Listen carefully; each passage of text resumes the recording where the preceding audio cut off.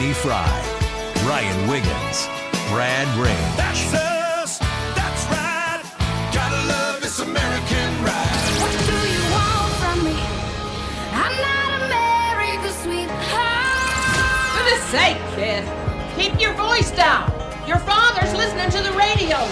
I'm not America's sweetheart. This is the Annie Frey Show on 97.1 FM Talk.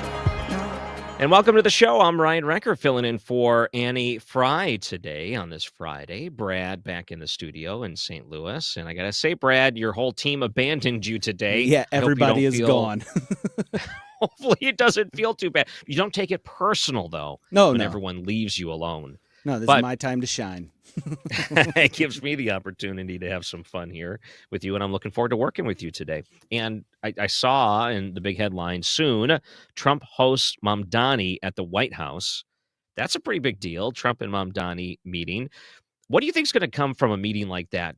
I think that the two of them look at things 100% opposite. Do you think Donald Trump could win over a Mamdani so he's not a terrible Marxist?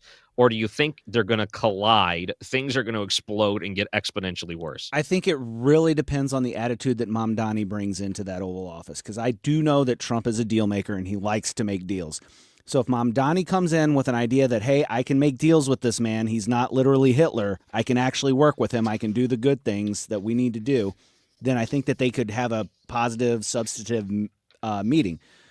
But if Mamdani comes in here with an attitude of like, you're not going to tell me what to do and let me tell you what we're going to do, it's going to be a disaster. I mean, we kind of watched that happen with Trump and Zelensky. You know, the attitude toward Trump determines how the meeting will go. And I 100%. think, and so what I've heard from Mamdani so far is he's like, look, I'm sure there's something that we can find that we can agree on, that we can work on, that would be best for New Yorkers. If that's the attitude he brings, I think it'll be a productive meeting. If that is not it, All right, let me just say this. Do you think that Donald Trump is getting a little bit softer? And I'll say this. Let me explain. There was a time when him and Elon Musk were feuding like crazy, and they were getting along very well. And then all of a sudden, it was Elon Musk. This guy's in the Epstein list, so screw this guy. Like he went full born crazy against Donald Trump. Now they're back together. Things seems to be going pretty well. The way Donald Trump reacted to Elon Musk was, I don't know where he's coming from on this, but whatever. Like, he didn't go full-blown crazy like Elon did to Trump. So I thought, okay, maybe that shows that Donald Trump's tactics in his second term, knowing that it'll be his last few years in the White House, have changed in a way where he knows he doesn't want to burn bridges. So maybe going into a Mamdani meeting at the White House, he can take a little softer approach with him and not go full-blown offense, and maybe that could be beneficial. Well, I think this is going to be a bit of a hot take, but I think that Donald Trump has always been the guy that you just described. I think that the angry, visceral, like he's yelling and screaming, that's always a reaction. It's always a reaction or a response to what somebody else has said. He never leads with that. I think that that's also a trumped up, no pun intended, a trumped up media caricature that they've built of him, not who he actually is, but who they want you to think that he is. So I don't think he's ever been as angry of a person. Maybe he is getting a little nicer in his old age, but it isn't like a huge personality change for him. Okay. Do we have a YouTube poll question up and running? We do. Today's poll, we're going to give you a hard question. You got two options here, all right? Would you rather end up on the Epstein list or on the Titanic? And I've got two answers here for you. The Epstein list, I'd rather have my reputation sink, or the Titanic, icebergs over indictments. So jump on Annie's YouTube page, youtube.com/@AnnieFrey, vote in the poll, and leave us a comment telling us why you picked what you picked, because you can't just vote on this and not tell us why you picked what you picked. I've already made my decision. So, how many people survived the Titanic? Let's see. 706 people of the 2,200 passengers survived the Titanic. So what are the odds that you would survive the Epstein list if you were on it? I mean, pretty much it's over, right? But you might be one of the survivors on the Titanic. It just stay cold for a while in the icy waters while they try to work these things out. I don't know what the odds are, honestly, which one's better. I mean, the Epstein list doesn't cost you your life. necessarily. It might. I mean, pretty much you're going to lose everything, right? But for a lot of these people, it might cost you a lot. Might cost you a lot that maybe wish you didn't have your life. But I will say if let's say there were 2,000 names on it. Okay, whatever. Let's say there was that many. I would say there's less of a chance that you would be ruined on the Titanic than ruined on the Epstein list. I bet you if let's say 700 survived the Titanic, I bet there's less than 700 that will be able to skate away scot-free after having their name on that list. On the Epstein list. That's a good poll question. Yeah. So it's a tough question, which is why if you're going to come into my chat room and vote, leave me a comment telling us why you voted the way you voted. Tell me your reasoning, because this is great. I want to hear what you guys think. It's like one of those moral quandary questions. Yep. Speaking of the Epstein list, I love this clip yesterday with Jasmine Crockett. Can we play some audio? She went in there and she thought she had the ultimate gotcha moment. This is fantastic. So this is clip number, where is it? It's number 8. Number 8. Okay, so she's on the House floor, and boy, this is, I think, maybe a different clip than what I'm thinking about. But so she was lying about the Epstein stuff, too. Did you see that? Yeah, this clip has the House floor clip on it, and then Caitlin Collins' question about what she said. Fantastic. All right, this is clip number 8. Go ahead. Who also took money from somebody named Jeffrey Epstein, as I had my team dig in very quickly. Mitt Romney, the NRCC, Lee Zeldin, George Bush, Win Red, McCain Palin, Rick Lazio. Okay. You mentioned Lee Zeldin there. He's now a cabinet secretary. He responded and said it was actually Dr. Jeffrey Epstein, who's a doctor that doesn't have any relation to the convicted sex trafficker. Unfortunate for that doctor, but that is who donated to a prior campaign of his. Do you want to correct the record on the people that? Listen, I never said that it was that Jeffrey Epstein. Just so that people understand, when you make a donation, your picture is not there.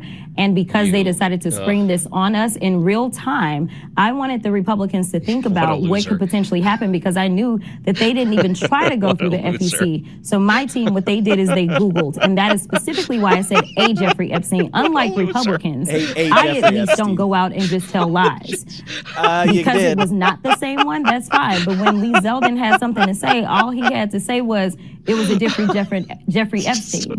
He admitted that he did receive donations from a Jeffrey Epstein, so at least I wasn't trying to mislead people. You are trying to mislead people. What a loser. As we say in the Midwest, she got nailed there. Well, you know what? In her defense, it was her staff that hung her out to dry, but still. She doubled down. Yes. No, she could have corrected it and said, all right, this is embarrassing. I know it wasn't the Jeffrey Epstein in question. No, she said, whatever, it's still Jeffrey Epstein. I was just trying to show everybody. I was just trying to show everybody that this is how wrong names can end up on this list, and then people will get wrapped up in there. It's like, but you were a yes. You were a yes on voting. That doesn't hold water either. She voted to release the files. The only person that voted not to release the files was Rep. Clay Higgins, and his reasoning was there are going to be innocent people that are wrapped up in this. I want to go to the House floor and have audio of her. This would be perfect AI material. I have the list right here of donations. Did you know John Wilkes Booth donated to Donald Trump? The person that killed Abraham Lincoln donated to Donald Trump. Can you believe this? Look who else. Mitt Romney, donation, John Wilkes Booth. Can you believe these guys here taking money from them? I want her to, it's so obvious. And did you see that the Dr. Jeffrey Epstein, the neurosurgeon from Long Island, responded to this? I have not seen his response. It's pretty good. I think he handled it in a very classy way. And if you're a neurosurgeon, you're a smart dude. He could have, gone full blown, I'm going to sue this lady, associating me with a mass pedophile.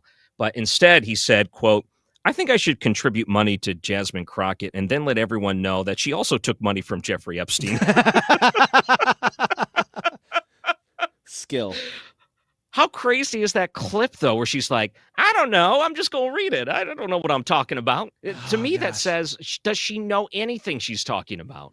The fact that someone handed it, kind of like a Ron Burgundy, if it's in front of her and she reads it and she uses her time on the House floor to try to grandstand about it, and it's completely false and it's proven false easily, And then she's confronted by it.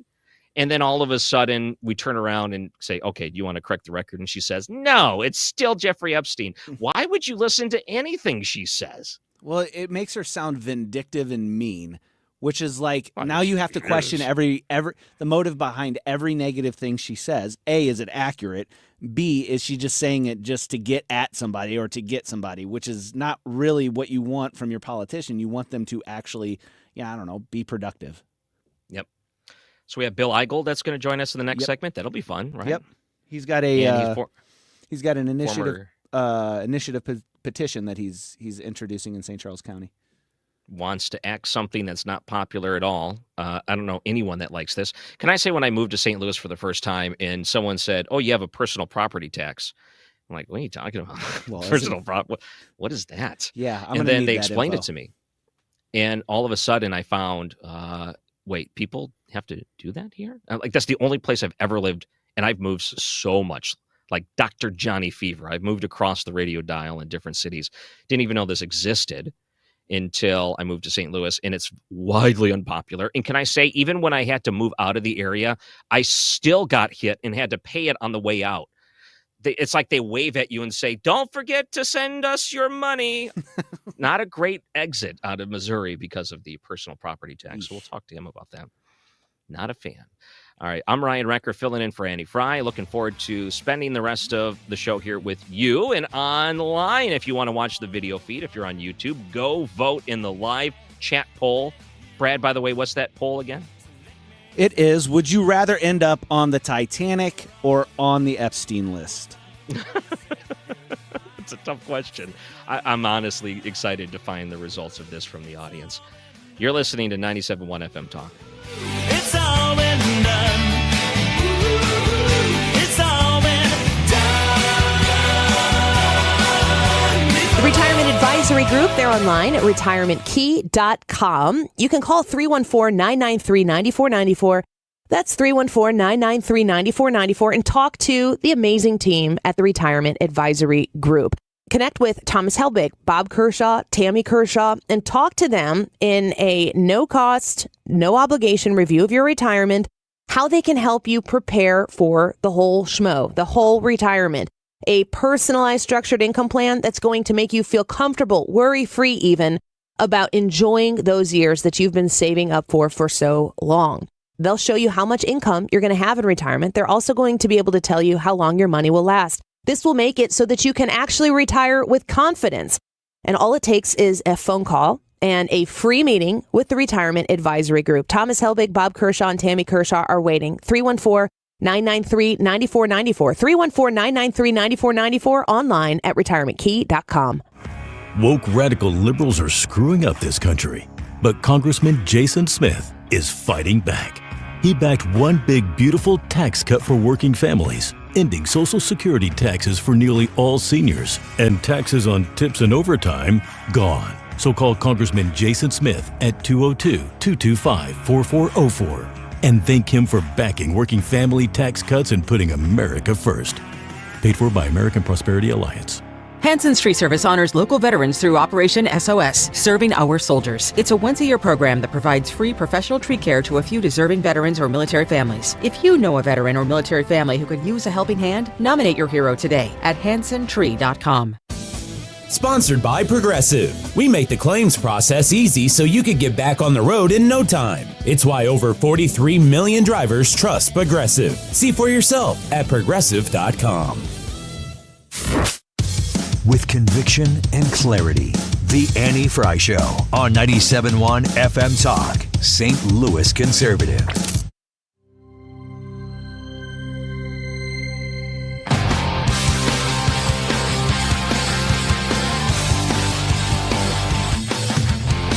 Welcome back to The Annie Frey Show. I'm Ryan Recker, filling in. Happy to be with you today. Happy to be with you anytime they ask me to come back, and I'm glad I'm working with Brad, even though all of his colleagues abandoned him today. I will not abandon you, Brad. I will be here for you. Joining us now is a representative in the state of Missouri, but running for St. Charles County Executive, Bill Eigel. Thank you so much for coming on. Yeah, thanks for having me, Ryan. It's great to be here. You have basically a 3-part plan to eliminate something everyone hates. So I'm hoping you get a lot of support for this. I think when it comes to personal property taxes, if you were to talk to people, I don't know if you'd find one person that would say, "Oh no, I'm cool with it." That may be 100% of people hate it. So this, to me, seems like a pretty easy, common ground thing that may actually be able to happen. Talk about your plan if you were to be able to become St. Charles County's executive. Yeah, so it's a 3-part plan, and we're unveiling step 1 today and asking folks to sign up, folks who live in St. Charles County, to sign up to put a question to the ballot that, if adopted by the voters, would allow, under the St. Charles County Charter, would allow the county executive of St. Charles to move surpluses and efficiencies of the county government directly to the county collector in order to pay down the personal property tax bills and the real estate tax bills of the citizens that are living here in our county. So this would be we would be the first county to do that, the first county to make such an approval under our charter amendment. And if getting rid of your personal property tax bill sounds good to you and you live in St. Charles County, my ask of you today is to go to the new website that we've unveiled, which is axthetaxstc.com, and sign up to add your name to a movement that's going to be the first step in getting rid of that tax. And then, as county executives, steps 2 and 3 are using the existing surpluses of revenues and the efficiencies of government that we have in this massive $600 million county budget to put together the necessary resources to actually get rid of these payments in the first place. And if we're successful, we could be looking at the end of personal property tax in St. Charles County and being an example for the rest of the state. So here's what I think people would say to you that love paying taxes. Let's just say hypothetically that person exists. This is what they would say to you. They do exist. They actually do exist. I don't mean to cut you off. That they do exist. They're generally the people from the taxing jurisdictions themselves that are getting the cash. They're going to resist, but that's okay. I see. Well, this is what they would say. You want to get rid of the personal property tax. That means you, Bill Eigel, you hate schools because you must hate kids then. You hate parks, you hate libraries, you hate the homeless, because if you cut those things, these services are going to get cuts and everyone's going to be miserable because without the personal property tax, what would we do? So that's what they would say.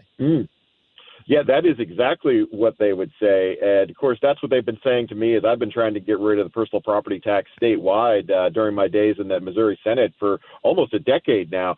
And the reality is, for those few dozen government officials that are terrified of losing any revenue whatsoever or any kind of reduction in the tax burden, there's nothing I'm going to ever be able to do or say to change their minds. But that's okay because, Ryan, as you said, if I could get together the 430,000 people who are paying those taxes and are tired of paying rent to the government for the crime of owning a car every December 1st, they're going to be overwhelmingly supportive, which is why I'm having this conversation with the people of St. Charles County directly and asking them to change their charter. And then, as the county executive, I'm going to go in and find all the savings we need in a massively overblown budget that we have at the county level, and we're going to deliver some real property tax relief to the people of our county.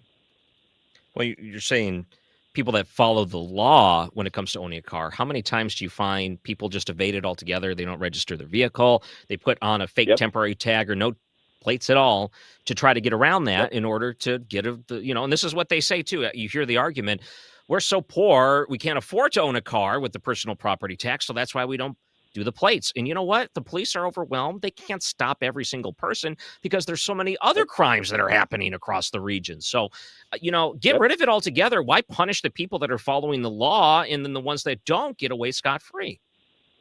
Yeah, well, and what's crazy here is a majority of other states have already figured this out. Most of the other states don't levy any personal property tax on vehicles, and yet all of those states have schools, have fire departments, have police departments.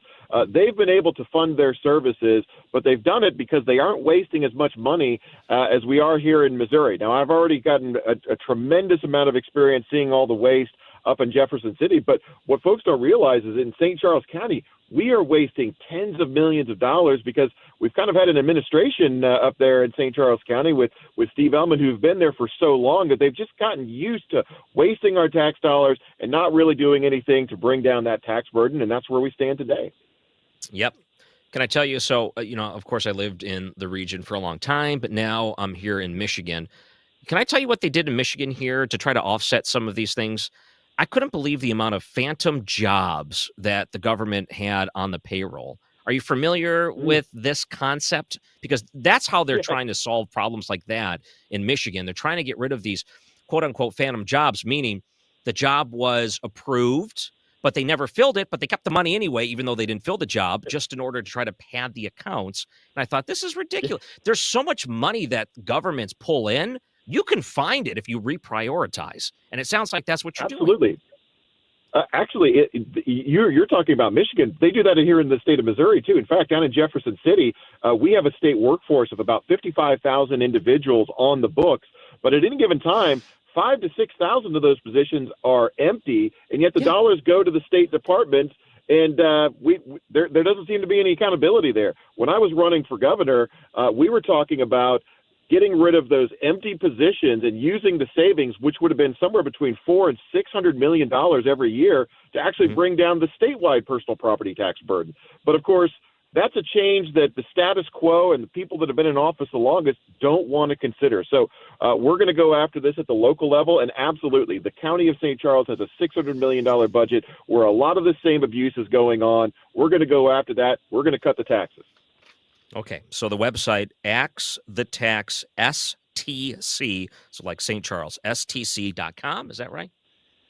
You got it, axthetaxstc.com. Sign up to put your name down.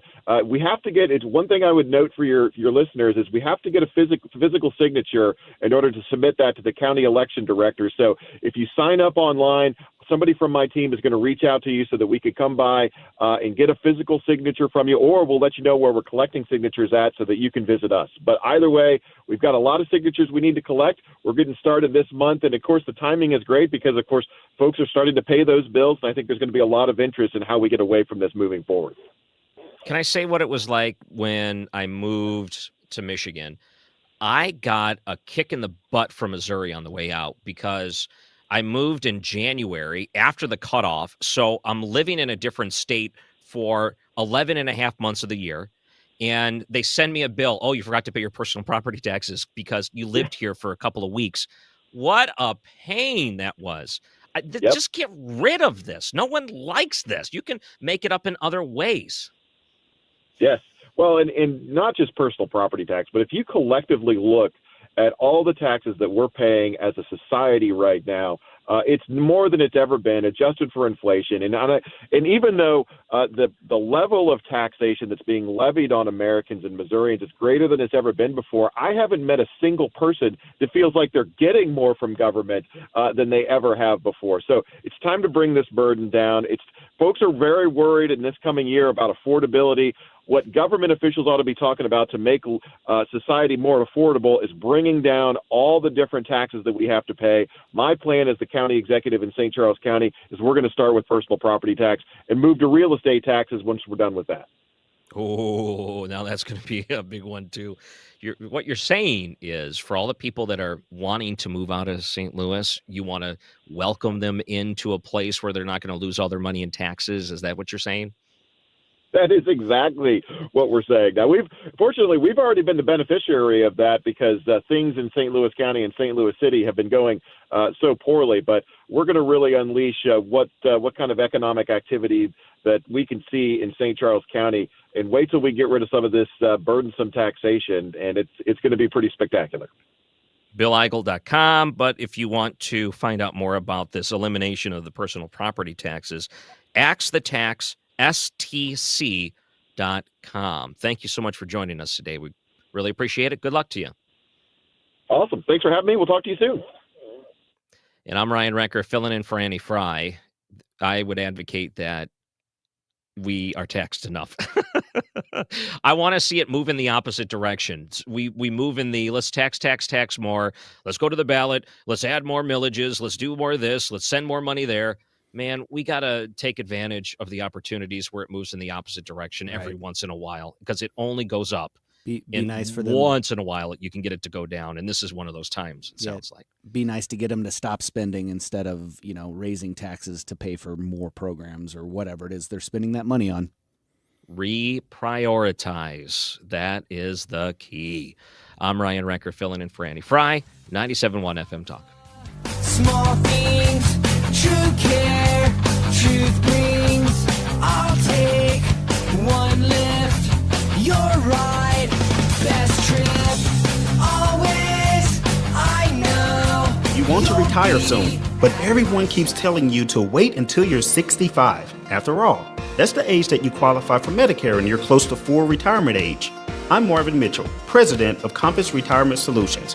In my new book, Retire Early, The 9 Critical Decisions When Retiring Before 65, I discuss proper planning to help make early retirement possible.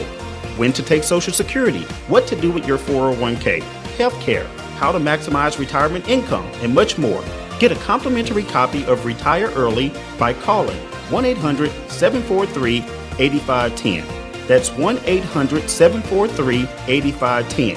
Can you retire early? Call 1-800-743-8510 for your copy of Retire Early, The 9 Critical Decisions When Retiring Before 65. Investments and services offered through Compass Retirement Group, a registered investment advisory in Missouri and Illinois. Compass Retirement Solutions is not affiliated with the U.S. government or any governmental agency. 250 years ago, a promise was made to connect families and friends near and far. And during the holidays, that promise is more important than ever. That's why USPS is building a better network to meet your needs, with timely deliveries, easy and affordable ways to ship, and everything you need to make your season full of holiday cheer. Our purpose is delivering your peace of mind, knowing your love will arrive, bringing joy to all. The United States Postal Service. Learn more at USPS.com/holidays. You're listening to Leaf Filter Radio, and the guru of gutter protection himself, Chris Cunahan, is here to take your most pressing leaf-related questions and bring you a special Black Friday offer. Hey, everybody, Chris here. I understand we have Ron on the line. Ron, where are you calling from? Uh-oh. Ron, are you calling from a ladder? Well, I was. I wanted to ask Chris what I need to do to get my gutters ready to have leaf filter installed. Oh, Ron, you don't have to do anything. A Leaf Filter Trusted Pro will come out and clean out your gutters, realign and seal your gutters, and install Leaf Filter, America's #1 gutter protection system. So I didn't need to get on this ladder? Ron, Leaf Filter Trusted Pros are in your neighborhood and ready to help. Just visit leaffilter.com/radio to schedule your free gutter inspection and get up to 30% off. Thank goodness. What was that site? That's leaffilter.com/radio. And now, as a special Black Friday offer, you can get a free gutter inspection, plus up to 35% off. This is our best offer of the season. Unlock it now at leaffilter.com/radio. See representative for warranty details. For 100 years, KMOX has been part of St. Louis. Now, Together Credit Union is helping celebrate that legacy. Starting in November, visit any Together Credit Union branch to pick up a KMOX 100th anniversary commemorative ornament for just $5 while supplies last. Each ornament supports Children's Miracle Network of Greater St. Louis. Together Credit Union, honoring 100 years of KMOX, the voice of St. Louis, and Children's Miracle Network of Greater St. Louis, improving the health of all children. Today's YouTube live chat poll, we got a fun one here for you. Would you rather end up on the Epstein List or on the Titanic? Two options. The Epstein List, I'd rather my reputation sink, or Titanic, Icebergs over Indictments. So we want to know why you voted the way you voted. So don't just jump in Yanny's YouTube page and vote. Leave us a comment explaining your reasoning. And I said something to Ryan earlier. I said the calculus on this poll changes if you are a man or a woman. So we want to know what you think, what you voted, why you voted the way you voted. Let us know by going to Annie's YouTube page and voting. The time is 12:32. This time check is brought to you by Jerry Kelly Heating, Air Conditioning, Electrical, and Plumbing. It's time for a $98 furnace tune-up. JerryKelly.com. From Belleville to Bridgeton, 97.1 FM Talk, St. Louis Conservative. What's with these homies dissing my girl? Why do they gotta front? What did we ever do to these guys that make it so violent? But you know I'm yours. Welcome back to the Andy Frey Show. I was kind of enjoying the song there for a moment. I thought, let's just become an FM music station for a minute. There's a theme to the music I did today. Each segment has a different theme. Oh, so that one being Buddy Holly. I guess I haven't figured out the theme yet. I don't remember the bumper music for the last The one. first song was Blink 182. Mhm. And then we also had, we'll have another couple songs coming up. Okay, great. There's that story. A lot of people are covering it, but Fox 2 covered it as well. Police in Manchester searching for a peeping Tom. So the story about living in an apartment complex and all of a sudden, someone's looking into your kid's room is so terrible. Like, that's frightening to me. And I know that can happen in a lot of different places because there's weird people everywhere. But this is like, ooh.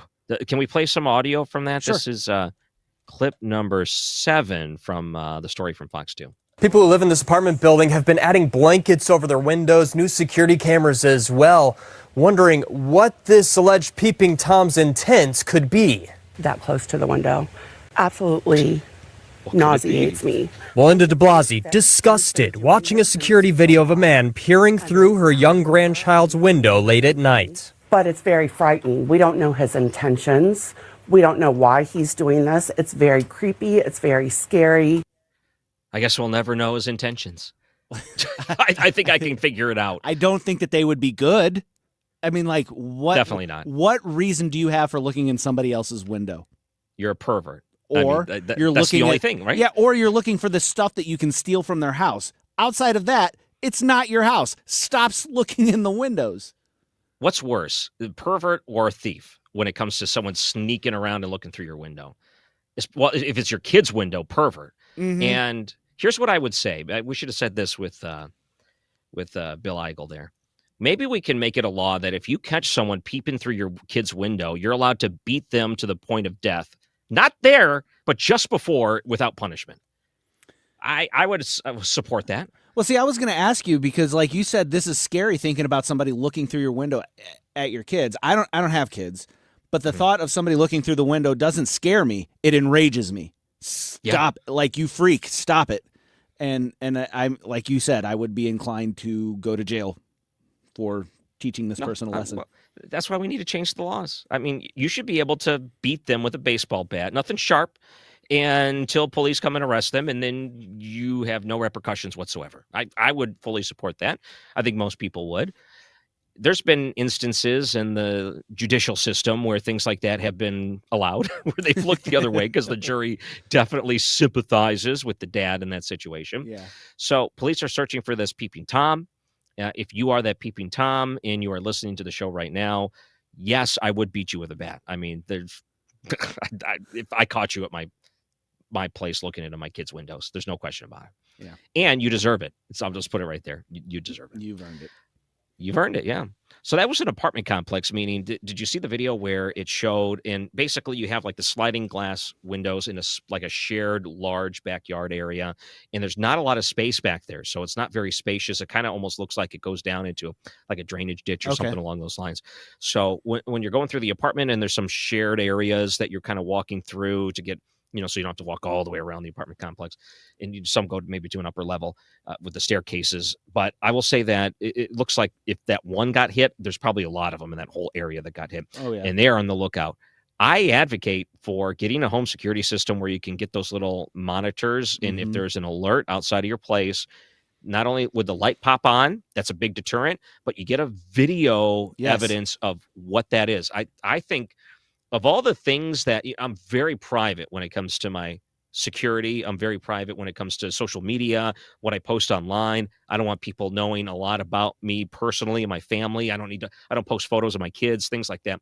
So when it comes to putting a camera on my property, there's that little bit of me that says, there's a little bit of intrusion here. Maybe this Ring company or whatever video surveillance company you decide to use could take advantage of this, and maybe I would lose a little of my personal privacies for it. But then I think, okay, it's outweighed by the idea that I'm going to know exactly what's outside of my house at any given time. Well, the way it's I think, always pointed out. Yeah, I think that you've got a legit concern there. But the way I think about it is if you're outside, legally speaking, even you have no reasonable right to or no reasonable expectation of privacy. So, like, if somebody films you outside, you can't be like, I don't give you consent to film. No, there's no reasonable expectation of privacy in a public location. Well, I so- can make an argument for that, though. But then, like, well, and I think that usually applies to, like, town squares and stuff like that. But like, if you're aiming the cameras away from your house, onto your yard, onto that, there's not a whole lot that Ring can steal that I'm not willing to, like, trade off for the video of the person that steals the motorcycle. And this is a very specific story because I'll tell you this after this. A video to steal of the perp stealing the motorcycle from your neighbor's house. I in my neighborhood, this has been about a year now. In my neighborhood, I woke up because the police officers came, knocked at my door. I don't know, it was probably 8:00 in the morning. In the middle of the night, somebody went down to the apartment buildings that are next to my house and stole a motorcycle. They wheeled it from the apartment buildings over to where, in front of mine and my neighbor's house, and were trying to push it up onto the bed of a truck so they could drive it out of there. I guess they didn't want to start it and make, noise and stuff like that. Okay. And my neighbor, God love him, he went out there. He's like, "Oh no, what's going on?" Because he's a very helpful person, and he's watching these guys struggle to get this motorcycle on the thing, and he noticed that the piece of 2x6 that they stole from my truck, so they stole this out of the back of my truck, wasn't big enough and didn't have the right angle for them to get this motorcycle in the back. And he's like, "Hey, do you guys need a motorcycle ramp? I got one." And he let him borrow the motorcycle ramp. And, I felt so bad for him because like I get it. Like, you want to be helpful, but then at the same time, it's like, oh, you just helped these guys steal this kid's motorcycle. Yeah. And when I was out there, the guy who owned the motorcycle was out there, and there was no ill feelings, and he was very understanding. He's like, "How could you know?" And that, because they fed him a big line about the motorcycle being out of gas and stuff like that, and so that's why they didn't start it. Man, these guys were smart in the way they handled it. I wonder if they ever caught him. But when it's over, it's over. You probably never find out, unless you knew the guy. So let me tell you the argument about public square, that I'm very concerned about these flock cameras that are showing up everywhere. Okay, what are these? It's so here's what happened. I'll try to sum this up in a few minutes. The flock cameras have been shown up across the United States. Essentially, they look like little solar panels with a camera in a pole on roadsides. And then what you find is they're an independent company. They contract with municipalities, they contract with police departments, and they put these up in strategic places around a city, and a lot of them. And they're always monitoring, they're always recording. And what they're doing is they are taking snapshots of every vehicle that drives by it. They snap their license plate, they snap any type of distinguishing part of the car. So if there's a dent or a bumper sticker, they use that to help basically create a profile of every car that drives down the road right past that camera. And then, since they're a third party, police pay them for that data so they can use it in times of emergency. As in, okay, we're looking for a suspect that drove by here that might be a red car or whatever. And it helps them try to find, allegedly, suspects and that sort of thing. That's the claim, right? That's the claim. So, yes, there's a bunch of instances where that actually is true, where they use that to solve crimes. But the big question is, what else are they using it for, considering that these people that control the cameras are also selling that data to other companies? It's very concerning. So here's what happened. In Washington, they said, you know what? I don't think that's legal. So the lawyers argued because Flock said it's public areas, public roads. This is like any other public camera. You should be, this is why all of this information is legally allowed to be pulled. Someone argued and they said, this is like a police officer tailing you without a warrant every time you leave the house. That is an illegal search and seizure. They cannot do that without a warrant. And the judge agreed. So the people that sued said, we want to know what data you're collecting, so we're going to put in a FOIA request, Freedom of Information request, because this is a government agent using this information. So once that court order went through, they said, we're done with Flock. So that was one instance where the people won, and now I'm going to imagine that's going to be replicated across the country. Yep. So when you mention, okay, it's in a public space, it's camera, they're allowed to do that sort of thing. I would say with a caveat, there are some instances where I think that is definitely problematic. Right. The Constitution protects you from the government. And so in that instance, what you're describing is the government collecting data on you. The government is not allowed to do that. Now, if I am filming something with my cell phone or something like that in a park or whatever like that, I'm allowed to do that, and I don't need your permission.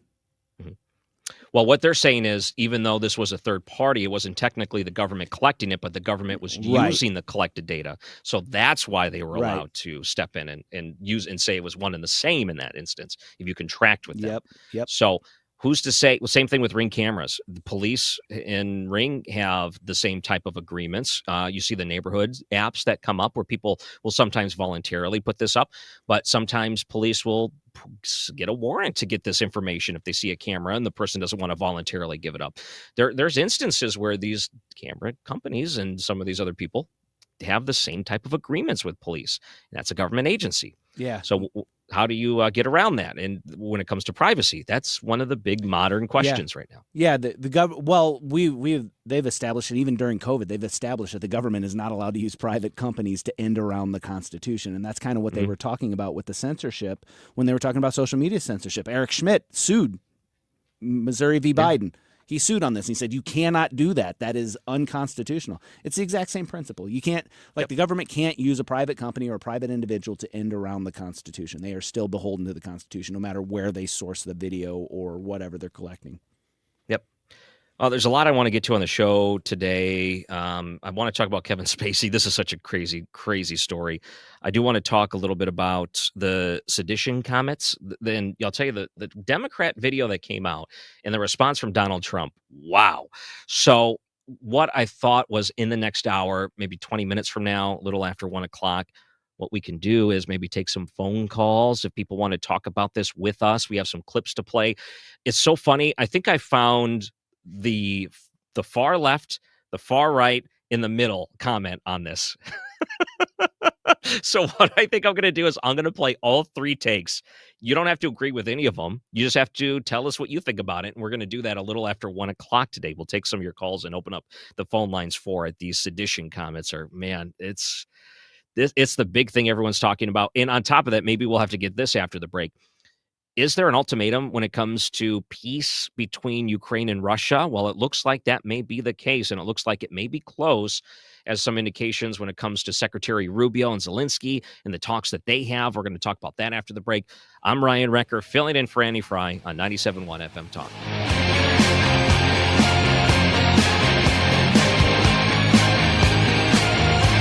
Get ready for the 38th annual Guns N' Hoses. It's St. Louis's biggest charity boxing event, supporting the Backstoppers. Hear it right here, the night before Thanksgiving. Coverage starts at 6:30. Guns N' Hoses, live on 97.1 FM Talk. Sponsored by Jerry Kelly Heating, Cooling, Electrical, and Plumbing. Stewie at Stewart's American Mortgage, he's the call you've been wanting to make, or maybe he's the call that you've been afraid to make because then you got to talk about that high interest credit card debt you're facing and you just don't want to say it out loud. Okay, I understand that. Stewie is ready to hear you and give you the out that you've been looking for. Listen to me closely. You can trust Stewie. It's a very discreet process that you can go through, but maybe you have a bit of equity sitting in your house right now.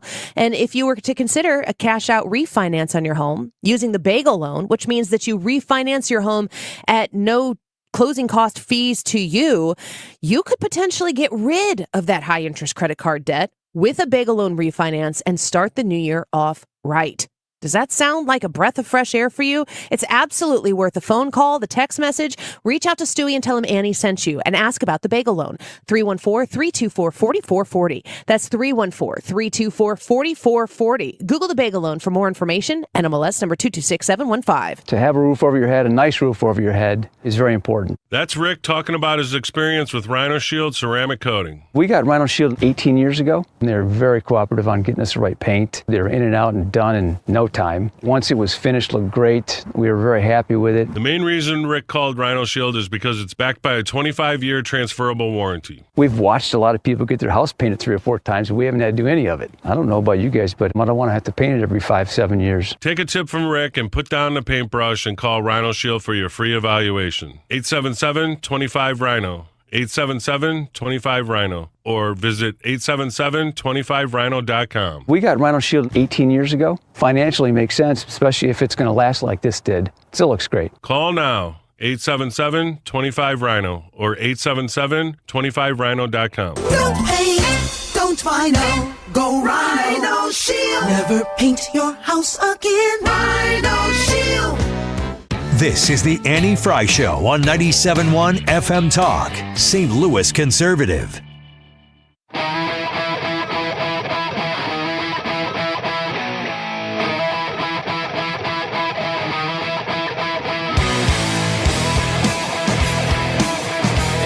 back. I'm Ryan Recker, filling in for Andy Frey.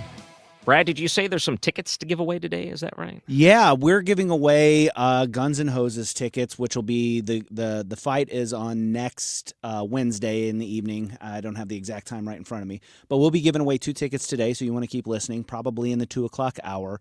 And we'll give away those 2 tickets. You get to go watch, and the tickets actually are provided by Backstopper, so you get to go watch the fights. It's a really good time. Terry and I went last year, had a blast. I have a friend that's fighting in it. He's doing the mixed martial arts portion that they're going to do, and so I'm pretty stoked about that. So if you want some tickets, stay tuned. We'll be giving those away probably in the 2 o'clock hour, but you never know. I might just decide I want to give them away in the 1 o'clock hour, so don't tune away.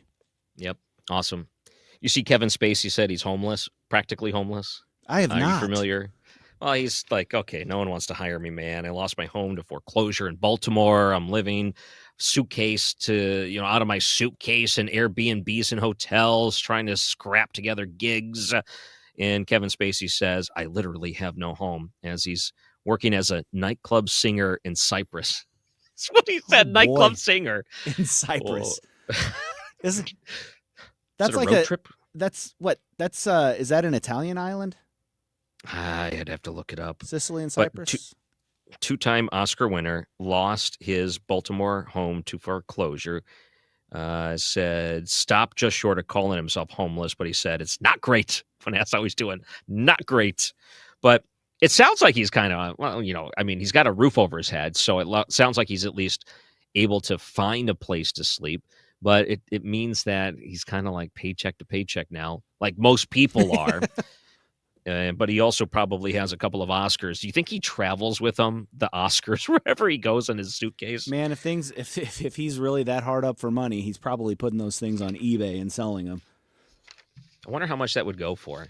A Kevin Spacey Oscar on eBay. Man, they would rake you over the coals for those fees on eBay. Even if you got $10,000, eBay would take $3,000 of it. It seems like the way it is. I've never sold anything on eBay. I've only bought. I sell stuff all the time. It's addicting. We won't get into that because my wife might hear what I bring up here. She don't need to know. She don't need to know everything. This goes into a different account. That's fun money. That's fun money. So did you see that there's a potential of a peace deal signed between Russia and Ukraine before Thanksgiving? That's kind of exciting. Yeah, I saw that. I was surprised because I thought that was all but dead, but apparently they've been working on it behind the scenes, and there's a chance. So this is clip number 15, I believe. President Trump has made it very clear since day one, and even on the campaign trail, that he wants to see this war come to an end. He has grown increasingly frustrated with both sides of this war, Russia and Ukraine alike, for their refusal to commit to a peace agreement. But nevertheless, the president and his national security team are steadfast in seeing this war come to an end, to end the killing and deliver on the president's promise. Special Envoy Witkoff, that Marco Rubio, have been working on a plan quietly for about the last month. They've been engaging with both sides, Russia and Ukraine, equally to understand what these countries would commit to in order to see a lasting and durable peace. Okay. So there's an article from the Washington Post, and let me just put it this way.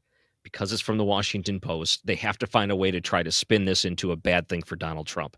So peace between Ukraine and Russia could potentially be a bad thing if they can find a way to frame it as a bad thing. Let me read to you the first line of their article on this.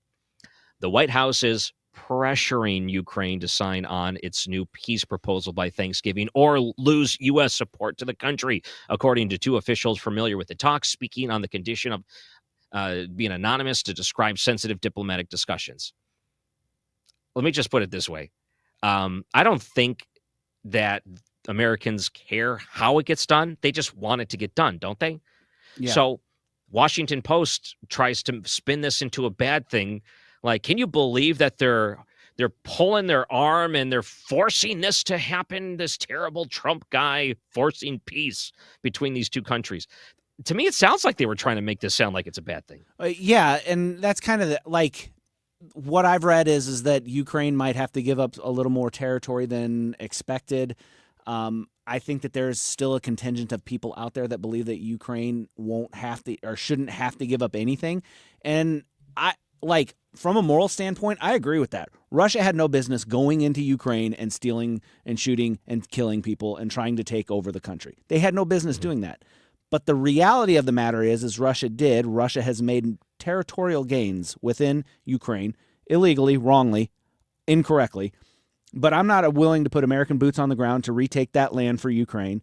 And the other side of it is there's no way Russia's going to give up that land without a fight because they paid an incredibly high price, too high of a price for that property, for that territory. And if they give that up, Putin is not just out of commission, he's dead. There's no way he's giving up any land. Or going back to the original borders. That's just not happening. So if you want to keep throwing people into the meat grinder because you think that Ukraine shouldn't have to give that up there, I question the morality of that as well. Yep. This is the way people used to frame this, like when I would talk about this on the late night show. I mean, has it been that long? Essentially, they would say things like, you're telling me if Mexico came and took a part of California that you would be okay with them keeping it? I said, okay, California, you probably used the wrong example here. One. But number two, if we're in a position to defend ourselves, it would take us like a half a day to take that land back. Mm-hmm. Like it wouldn't be a problem. We would get it so fast. We wouldn't even worry about a diplomatic solution. We would be in there and it would be over. Ukraine is not in that position. They're able to defend themselves to the best of their ability. And I think we played a clip. It's admirable the way that they've been able to defend themselves. Or maybe that was on Brian Kilmeade's show. They played that clip. But all things considered, if it wasn't for the help of allies, they would not even exist right now. I mean, they would, but it wouldn't look like it is right now. They would have given up a lot more territory. So let's put it this way. We can defend ourselves. Ukraine can't. We can't continue to defend Ukraine and give them the financial support, the military support when it comes to weapons and planes and tanks or whatever we may be sending over there, missiles.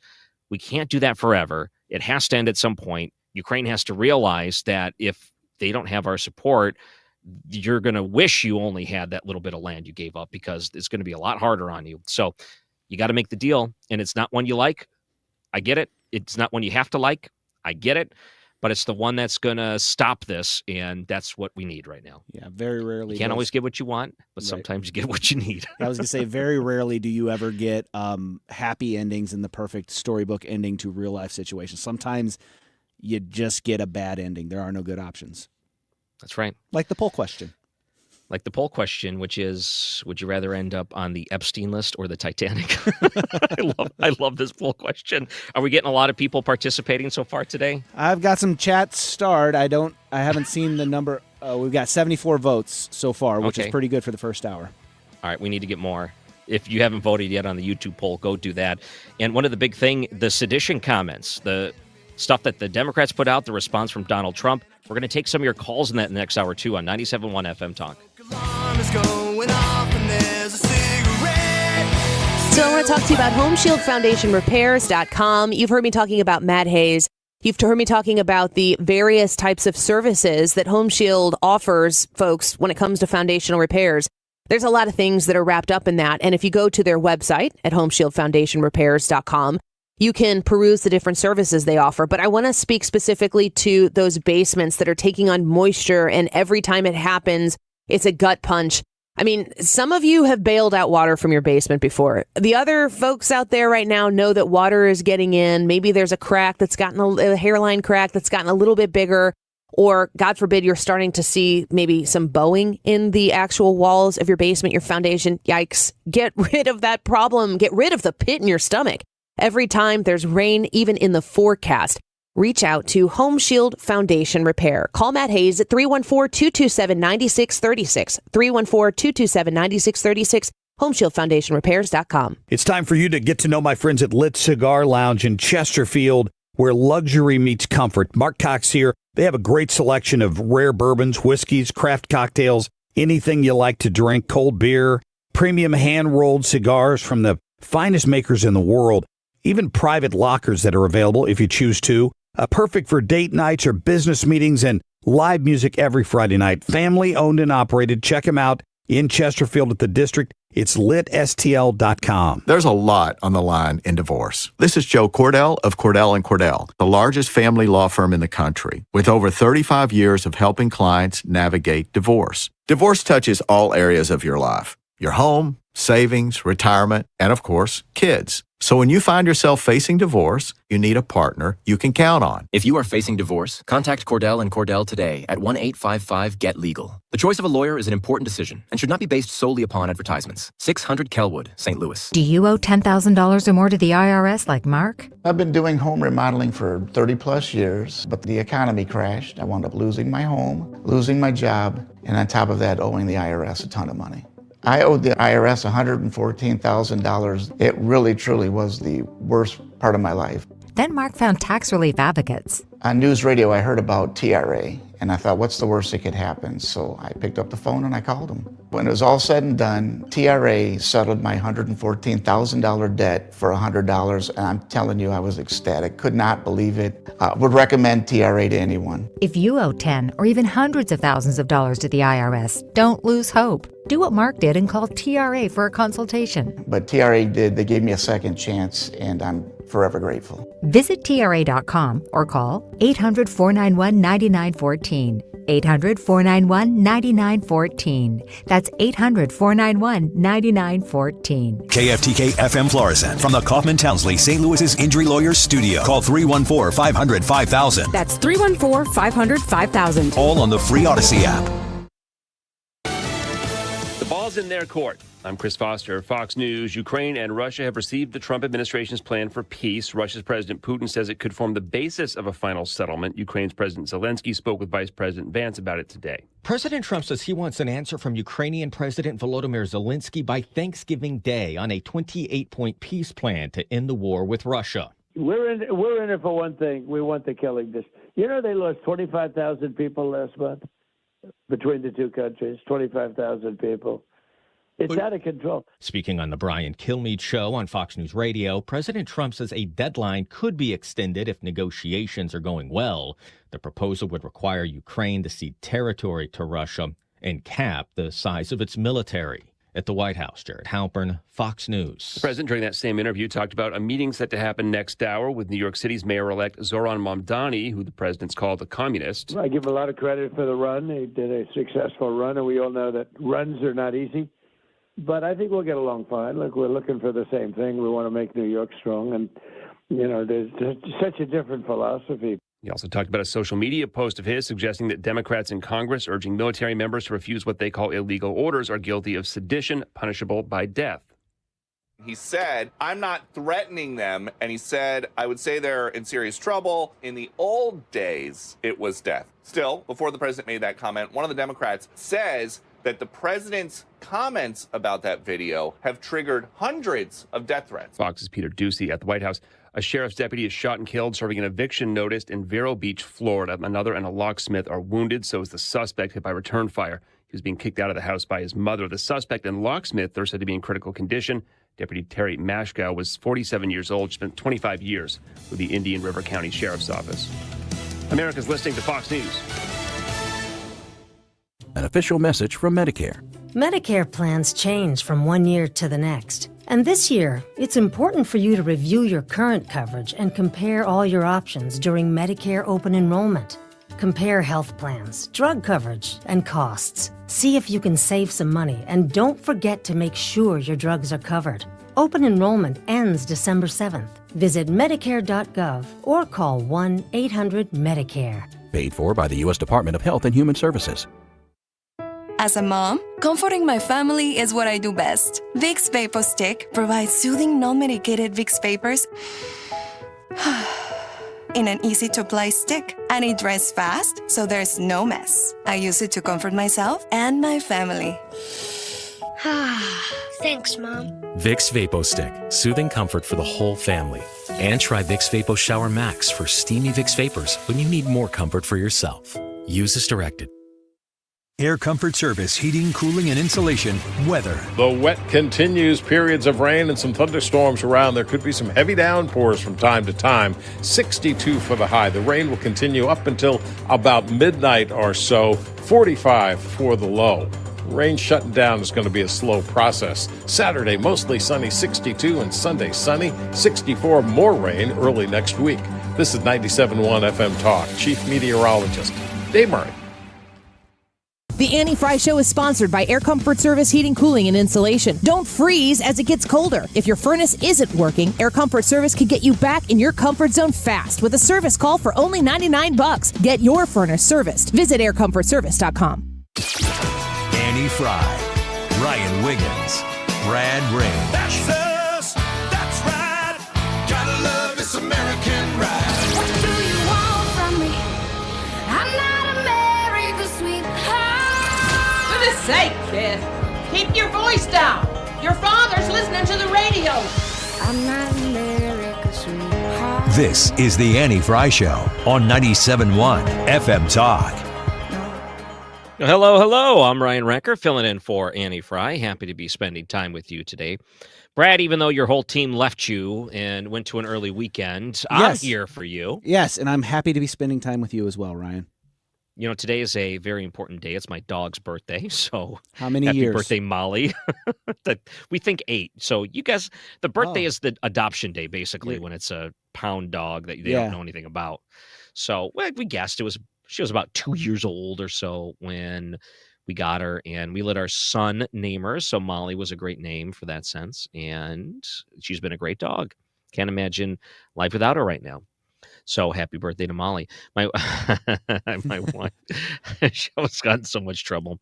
So I said, honey, I'm going to get a cake for the dog. And she says, you didn't even get me a cake for my birthday. Said, mistakes were made. Maybe I won't do that cake then.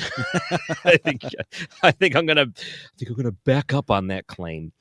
So one of the big things that I know has been really in the last 24 hours, these sedition comments. So when these first came out, man, depending on where you get your news, showed very quickly the type of spin something like this would go towards.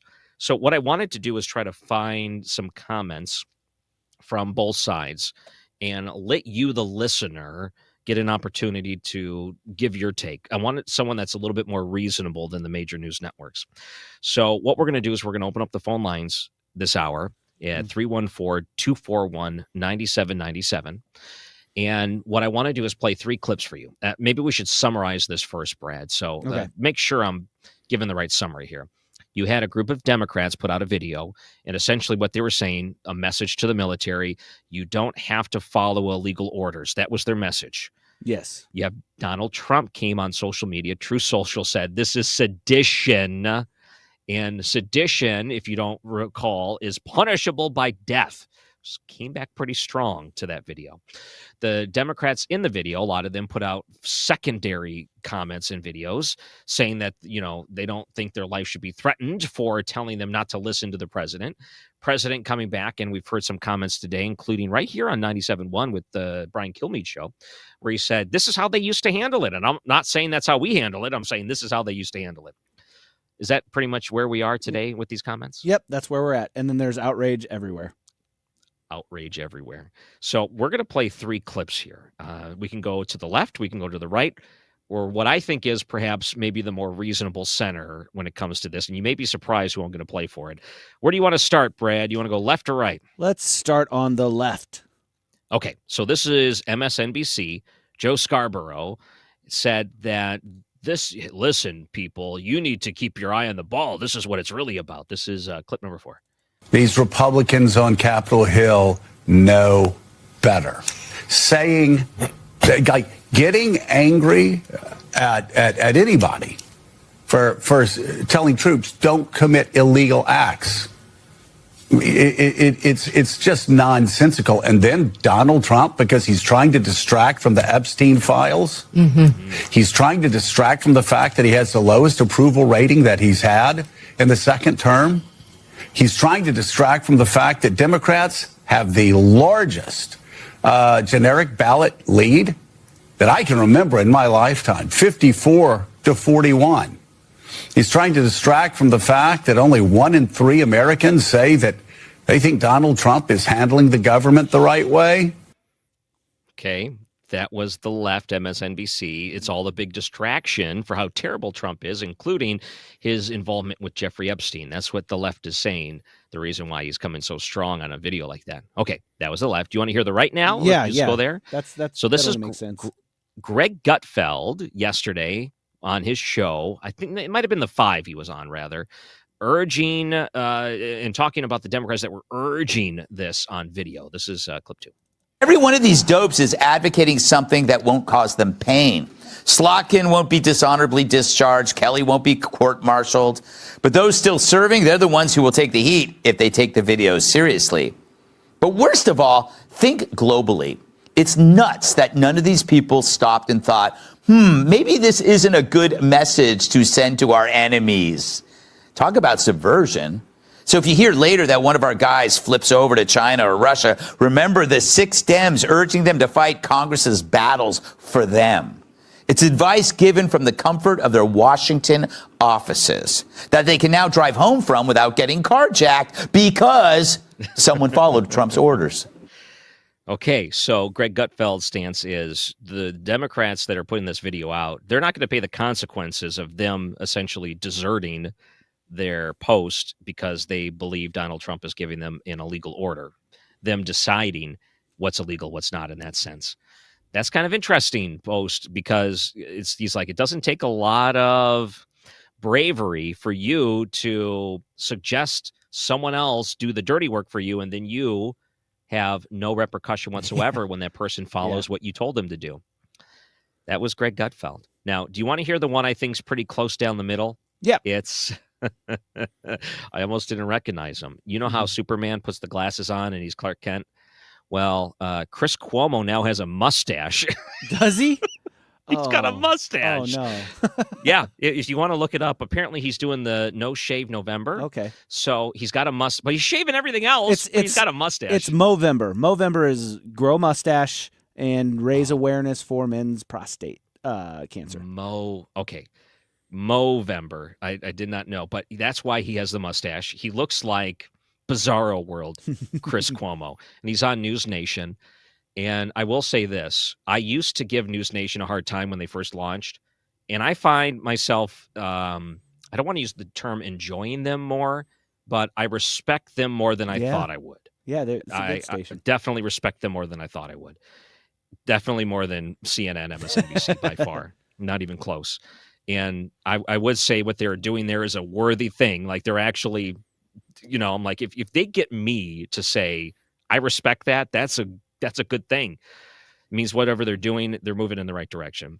So Chris Cuomo watched the video and he was not happy with the Democrats in the video on this one. So let's play clip number 1. Saying what they said is not even close to illegal.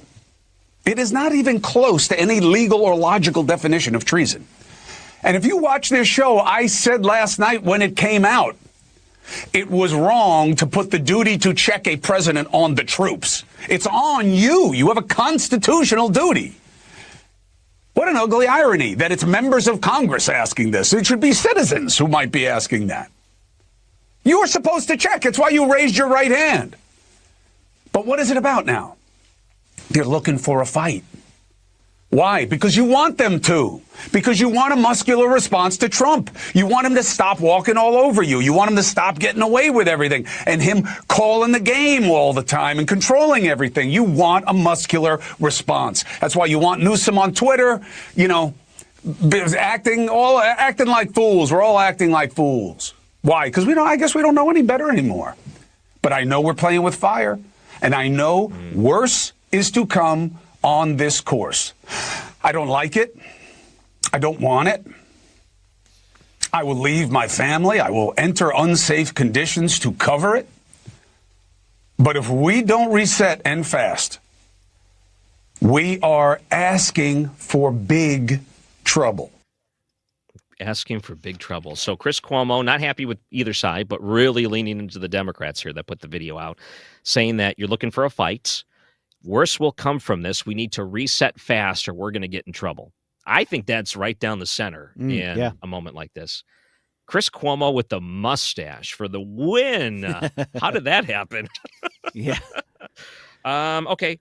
So of those three, any of those arguments persuade you? Do you agree with any of them? Well, there's parts of the Gutfeld stuff that I do agree with. It's like, do you understand what message you're communicating to the rest of the world? That makes a lot of sense to me. That is something that you need to consider. I also agree with what Cuomo was saying there. It's like, do you think about what you're doing?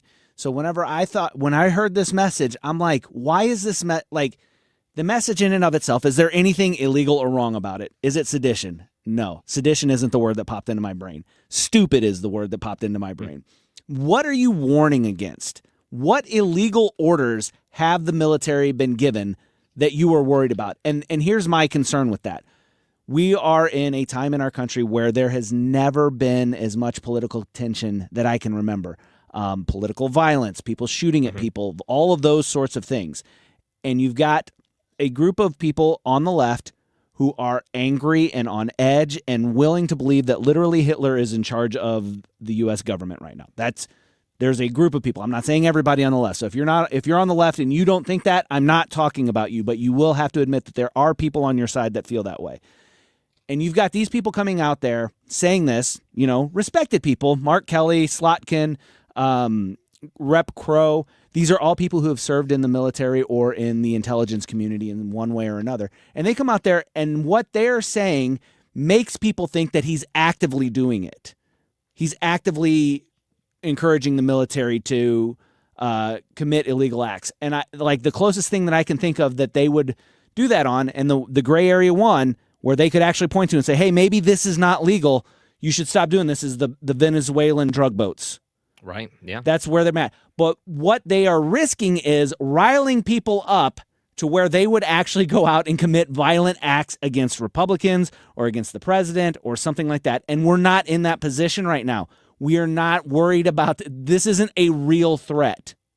And they're warning against something that isn't happening. That's dangerous. Don't do that. If it were happening, I would say go for it, say it.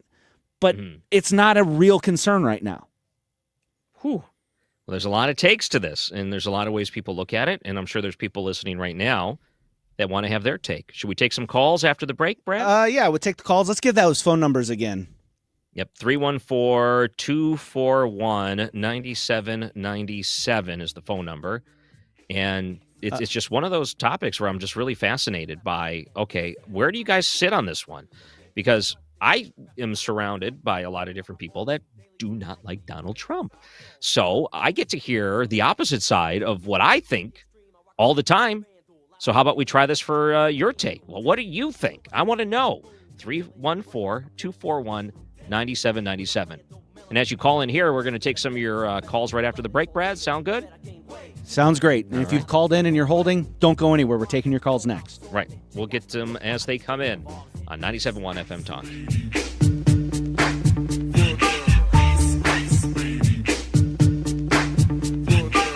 But now at 314-241-9797 or 866-455-9797. Civia Law does a lot of things for people. It's a law firm, of course. They care for you in your estate planning needs, your elder law concerns. They help you prepare for the unexpected. They also help you protect your loved ones. They give you a comprehensive estate plan. It'll eliminate guesswork. It allows families to focus on healing in those stressful times of mourning, of course.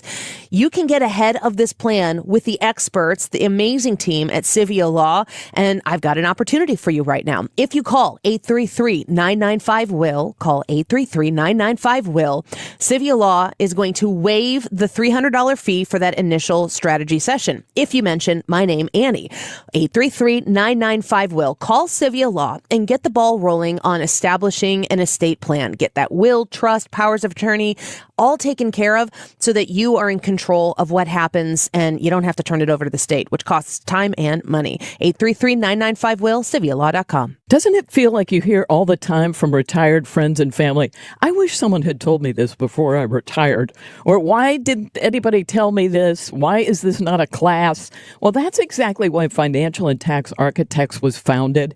FTA keeps hardworking families in St. Louis make sense of retirement. They show them how to keep more of what they've earned and how to make it last.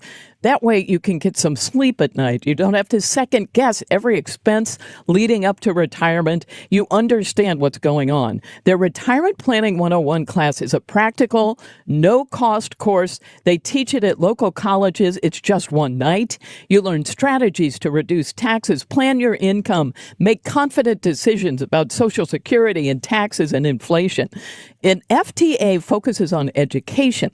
They try to change the way you retire. Call 888-5101 or go to fta-ria.com to register. Hey, it's Mark Reardon for the Doctors at Ophthalmology Associates. We call them the Doctors because they've treated more than 250 doctors, more than any other practice in St. Louis. So if you're looking for the best doctors for your best vision, it's Ophthalmology Associates. Doctors Greg Birdie, Ranjan Malhotra, Robert Brusati, and Andy Royer. Doctors Birdie and Malhotra are cornea surgeons and experts in the diagnosis and treatment of diseases of the eye. I had an eye disease when I was younger. It left me with a silicone buckle around my right eye, so I put my trust in Ophthalmology Associates to take care of my annual checkups. Maybe you're experiencing dry eye, allergy eyes. They can help. They can help with cataracts, macular degeneration, glaucoma, and LASIK surgeries. And if you're looking for the best eye care, it's Ophthalmology Associates. Make an appointment today by calling 314-966-5000 or online at yourEyeDoc.com. They have a great office location just west of 270 on Manchester Road. Again, the phone number, 314-966-5000. The website, yourEyeDoc.com. Ophthalmology Associates. Sponsored by Progressive. We make the claims process easy so you could get back on the road in no time. It's why over 43 million drivers trust Progressive. See for yourself at Progressive.com. Live, local, and conservative. It's the Annie Frey Show. 97.1 FM Talk. Talk lines are open now at 314-241-9797 or 866-455-9797. Brad, I figured out your theme right away. White rappers? Is that Well, your theme? there's two more songs, so you'll have to see. Oh, I get it now. All right. Well, what could Vanilla Ice and Eminem have in common other than that? I would be shocked if there were other things. Okay, I guess we'll have to wait for the next one. So we played the clips before the break, and welcome back to the Annie Frey Show. I'm Ryan Recker, filling in for Annie Frey, here with Brad, the only person that did not abandon him today on the show. And we were talking about the sedition comments. And part of it is the back and forth between the Democrats that put out the video and the Republican president of the United States, Donald Trump, his swing the other way. So let's take some of your calls because I'm really curious of what you think. And Brad, do we have anyone on the line? Yeah, let's go to Eric. Eric, tell us what you think. I'm going to put you live now. Oh, no. Wrong button. Eric, you That there? did work. Yeah, right. I'm here. That did work. All right. Without some context, it's hard to say, but you can only infer that they are trying to incite people against the government, which makes them treasonous, number one. And again, without context, the military takes an oath. They have an obligation not to execute an order that is illegal, amoral, or against United States citizens. So even if they did so in good faith, it certainly would not be. That's one of the comments I've heard, essentially. Military people already know this. Like, it's common knowledge among people in the military when it comes to illegal orders. But the motive behind what the Democrats put out in that video is very telling. They say we're just saying this in general. We're just telling what the code is. No, there was an alternate motive behind it. Yeah. Right. Okay. Thank you, Eric. Appreciate the call. Okay. So he used the word treasonous as opposed to sedition. Yeah. Yeah. So do you think maybe it needs to be defined differently in order to make that fit? But do either of those terms fit in that case? Yeah, I don't know, because it's kind of a wink and a nod is what I'm seeing from the Democrats. It's a wink and a nod at sedition or at treason. It's like, hey, get upset, make some noise. Because an angry voter base is a motivated voter base, and a motivated voter base shows up to the polls in the midterms. That's a good point. Do we have any other calls on the Yeah, line? we got Tom here. Tom has some thoughts on this as well. Okay. Let's take a listen. Tom, how are you today? Tom, you there? Tom, are you? Well, I think Tom may have to be put on hold a little bit longer. That's a shame. But it's interesting, too, the wide reaction to this. And I'll tell you that the people that, absolutely hate Donald Trump, this is like music to their ears, isn't it? This is like the best topic they've had in forever. And we played the clip from MSNBC, and part of it with Joe Scarborough is he's saying this is just a distraction, the swing, the reaction that way. We had a clip, too. We didn't play this one. Maybe we play this other clip. Caroline Leavitt is discussing the orders and trying to, I guess, from the sense and the standpoint of the president's office, clarifying what may have been said. Do we want to play clip number 3 real quick and do that? Yeah, here it is. They're suggesting, Nancy, that the president has given illegal orders, which he has not. Every single order that is given to this United States military by this commander-in-chief and through this chain of command, through the Secretary of War, is lawful. And the courts have proven that. This administration has an unparalleled record at the Supreme Court because we are following the laws. We don't defy court orders. We do things by the books. And to suggest and encourage that active duty service members defy the chain of command is a very dangerous thing for sitting members of Congress to do. And they should be held accountable. And that's what the president wants to see. Yeah, and I think part of the problem that you run into in the strategy that you find for anyone that really hates Donald Trump is their standpoint is that everything he does is illegal. That's their resting everything. Like, that's just where they are. All right, let's take a couple more calls. Brad, who do All we right, have? I think Tom is back, so we're going to go to him. Okay, let's go to Tom. Thank you for calling into the Annie Frey Show. Go ahead. Yes, sir. I'm an ex-soldier. I took the oath to guard my country against any, kind of violence or errors or, anything like that, foreign or domestic. Alpha Company 5th Engineers, Cold Steel. Basically, what this is a distraction, and it's a time distraction from the coup d'etat, that's a intergroup that happened within our government. The sedition, every troop knows that you follow your chain of command from the top down, and you're at the very bottom, and you take your orders from your captain, your NCOs, whoever it is. Every service member knows not to do anything that's unlawful or illegal. So this is just basically hiding behind the curtain. Don't look here, look over here right now, is because we're trying to distract you. That's all this thing comes down to. Let me ask you, as someone, you said you served in the military, is that right? Yes, sir. Alpha Company 5th Engineer Battalion, 6 years active duty. I'm 55 Wonderful. now, Thank you. not for a while, but I still hold my oath to my death. Do you think that those that are serving hear this and they roll their eyes like, oh, don't start with this? Like, when they see this, do they like basically say, we're not buying what you're selling when it comes to this Democratic video?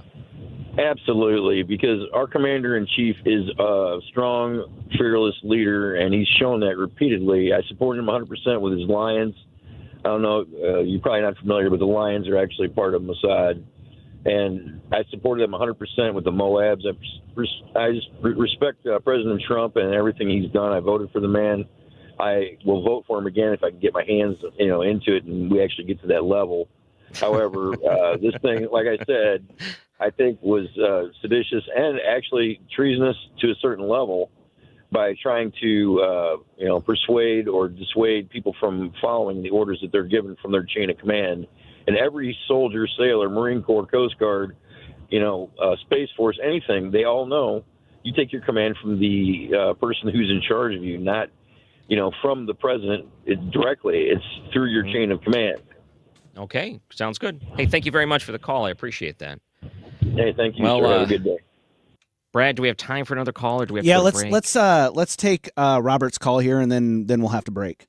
All right, Robert, we only have about a minute here. Real quick, go ahead with your comments. Thank you for calling in. All right, just let me ramble on here. I ran into an assistant attorney general. I'm not going to say the state. This is what I asked him. I said, if me and you would rob a bank and they'd catch me and later catch you because you were the driver, wouldn't you be charged with aiding and abetting me? He said, yeah. I said, well, why don't somebody like you charge Biden, Harris, and Mayorkas with aiding and abetting all these people that came across the border and all the crimes that they're doing? He said, well, our conversation's ended. I just wanted to put I just wanted to put that out there. Well, thank you very much for the call. I appreciate that. All right. Well, it's good to see where people are at. We're getting a ton of comments in the YouTube, in all the other places where you may be watching us or streaming us right now. If you're on YouTube right now, go ahead and vote in our YouTube chat poll. You'll see the question right in there. It's a good one. And when we come back, there's a few other things I want to get to. And I know, Brad, you said you got some tickets to give away at some point during the show. That's exciting. Yep. Tickets to Guns and Hoses, which will be next Wednesday, this coming Wednesday, the Wednesday before Thanksgiving, so that we're all clear. Backstoppers gave us a pair of tickets to give away, and we want to give those away to you so you can go watch our brave firefighters, our great brave police officers duke it out to raise money for Backstoppers, which is a great cause. So stay tuned. Could be this hour, could be next hour. But you'll have a chance to win 2 tickets.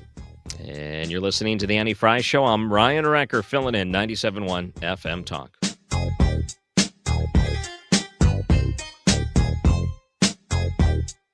You're listening to Leaf Filter Radio, and the guru of gutter protection himself, Chris Cunahan, is here to take your most pressing leaf-related questions and bring you a special Black Friday offer. Hey, everybody, Chris here. I understand we have Ron on the line. Ron, where are you calling from? Uh-oh. Ron, are you calling from a ladder? Well, I was. I wanted to ask Chris what I need to do to get my gutters ready to have leaf filter installed. Oh, Ron, you don't have to do anything. A Leaf Filter Trusted Pro will come out and clean out your gutters, realign and seal your gutters, and install Leaf Filter, America's #1 gutter protection system. So I didn't need to get on this ladder? Ron, Leaf Filter Trusted Pros are in your neighborhood and ready to help. Just visit leaffilter.com/radio to schedule your free gutter inspection and get up to 30% off. Thank goodness. What was that site? That's leaffilter.com/radio. And now, as a special Black Friday offer, you can get a free gutter inspection, plus up to 35% off. This is our best offer of the season. Unlock it now at leaffilter.com/radio. See representative for warranty details. All right, today's YouTube live chat poll. Would you this is a tough one, guys, because this is one of those situations where there's not really a good answer, but there might be a correct answer in this one. I don't know. Would you rather end up on the Epstein List or the Titanic? And so I've got 2 options here for you. Epstein List, I'd rather have my reputation sink. Titanic, Icebergs over Indictments. So we want to know what you think, and what we want you to do is vote in the poll, but then leave us a comment. I've got 7 starred comments right now, all pretty good comments. Keep those comments coming. Leave us a comment on why you voted the way you voted, because we need to know your reasoning behind the thought that you picked. And also, don't forget, we talked about it a little bit, but we'll be giving away Guns and Hoses tickets. So stay tuned for that. Looks like it's going to be the 2:00 hour. We'll give away these tickets. You get a chance to go watch Guns and Hoses on Wednesday before Thanksgiving. The time is 1:31. This time check is brought to you by Jerry Kelly Heating, Air Conditioning, Electrical, and Plumbing. It's time for a $98 furnace tune-up. For details and a list of all station contest rules, visit www.971talk.com/rules. Built on backbone, not buzzwords. 97.1 FM Talk, St. Louis conservative. Light shine bright everywhere we go. Music for the people, making music for the people. Light shine bright everywhere we go. Light shine bright everywhere we go. Everywhere we go. Music for the people, making music for the people. I wanna magnify your light. I wanna reflect the sun. Like precious I don't know this song. I'm starting to think the white rapper may be wrong in my theme. Is it musicians named after food? Vanilla and Eminem? I don't know. I don't know who this is. It could be anything. Well, that was Toby Mac. Oh, okay. See, I don't know. I know who Toby Mac is. I just didn't know who that was. Yeah. It was, okay. Now I don't know. I don't know, man. All right. These themes are fun. Can I make a request for the next hour? Can you play the Ryan Wiggins version of the intro to get into the hour? For sure. I can add that in. I love that one. You're listening to the Annie Frey Show. I'm Ryan Recker filling in. I will never abandon you, Brad. I'll just let you, just let you know. That As means a everyone lot. else That has. means a lot. Right now on Fox News in the bottom right-hand corner, it says, soon, Trump meets Mamdani. So whenever that may happen, I'm curious how that meeting goes. There could be a lot of different outcomes for it. You heard the clips essentially saying, well, as Donald Trump would put it, he wants the same things as successful New York. And as a president of the United States, a very diplomatic way to take it when the person that's taking reins of New York wants to ruin it. So how do you... It's almost like you're a parent and you need to know the best way to mentally use the mental jujitsu on your kid in order to get them to not melt down the place. And I feel like there could be some of that going on right now between Donald Trump and Mamdani. But we'll see how that plays out. There's a couple other things I wanted to get to. And I saw the one clip that you had about J.D. Vance on the economy, which is kind of interesting because we're coming up to Thanksgiving and people know things have not been great when it comes to the cost of everything being so expensive. The cost of living, the cost of housing, the cost of food, the cost, well, I don't know if the toy prices have gone up that much if you're shopping for Christmas this early. Not a ton. That seems about flat. But if you're doing the shopping, the grocery shopping right now, you're still paying a lot of money for groceries compared to where you were 5 years ago. So we had on the economy, J.D. Vance speak on that. This is clip number 9. Even though we've made incredible progress, we understand that there's a lot more work to do. And the thing that I'd ask for the American people is a little bit of patience. This economy was not harmed in 10 months. Okay, a little more patience.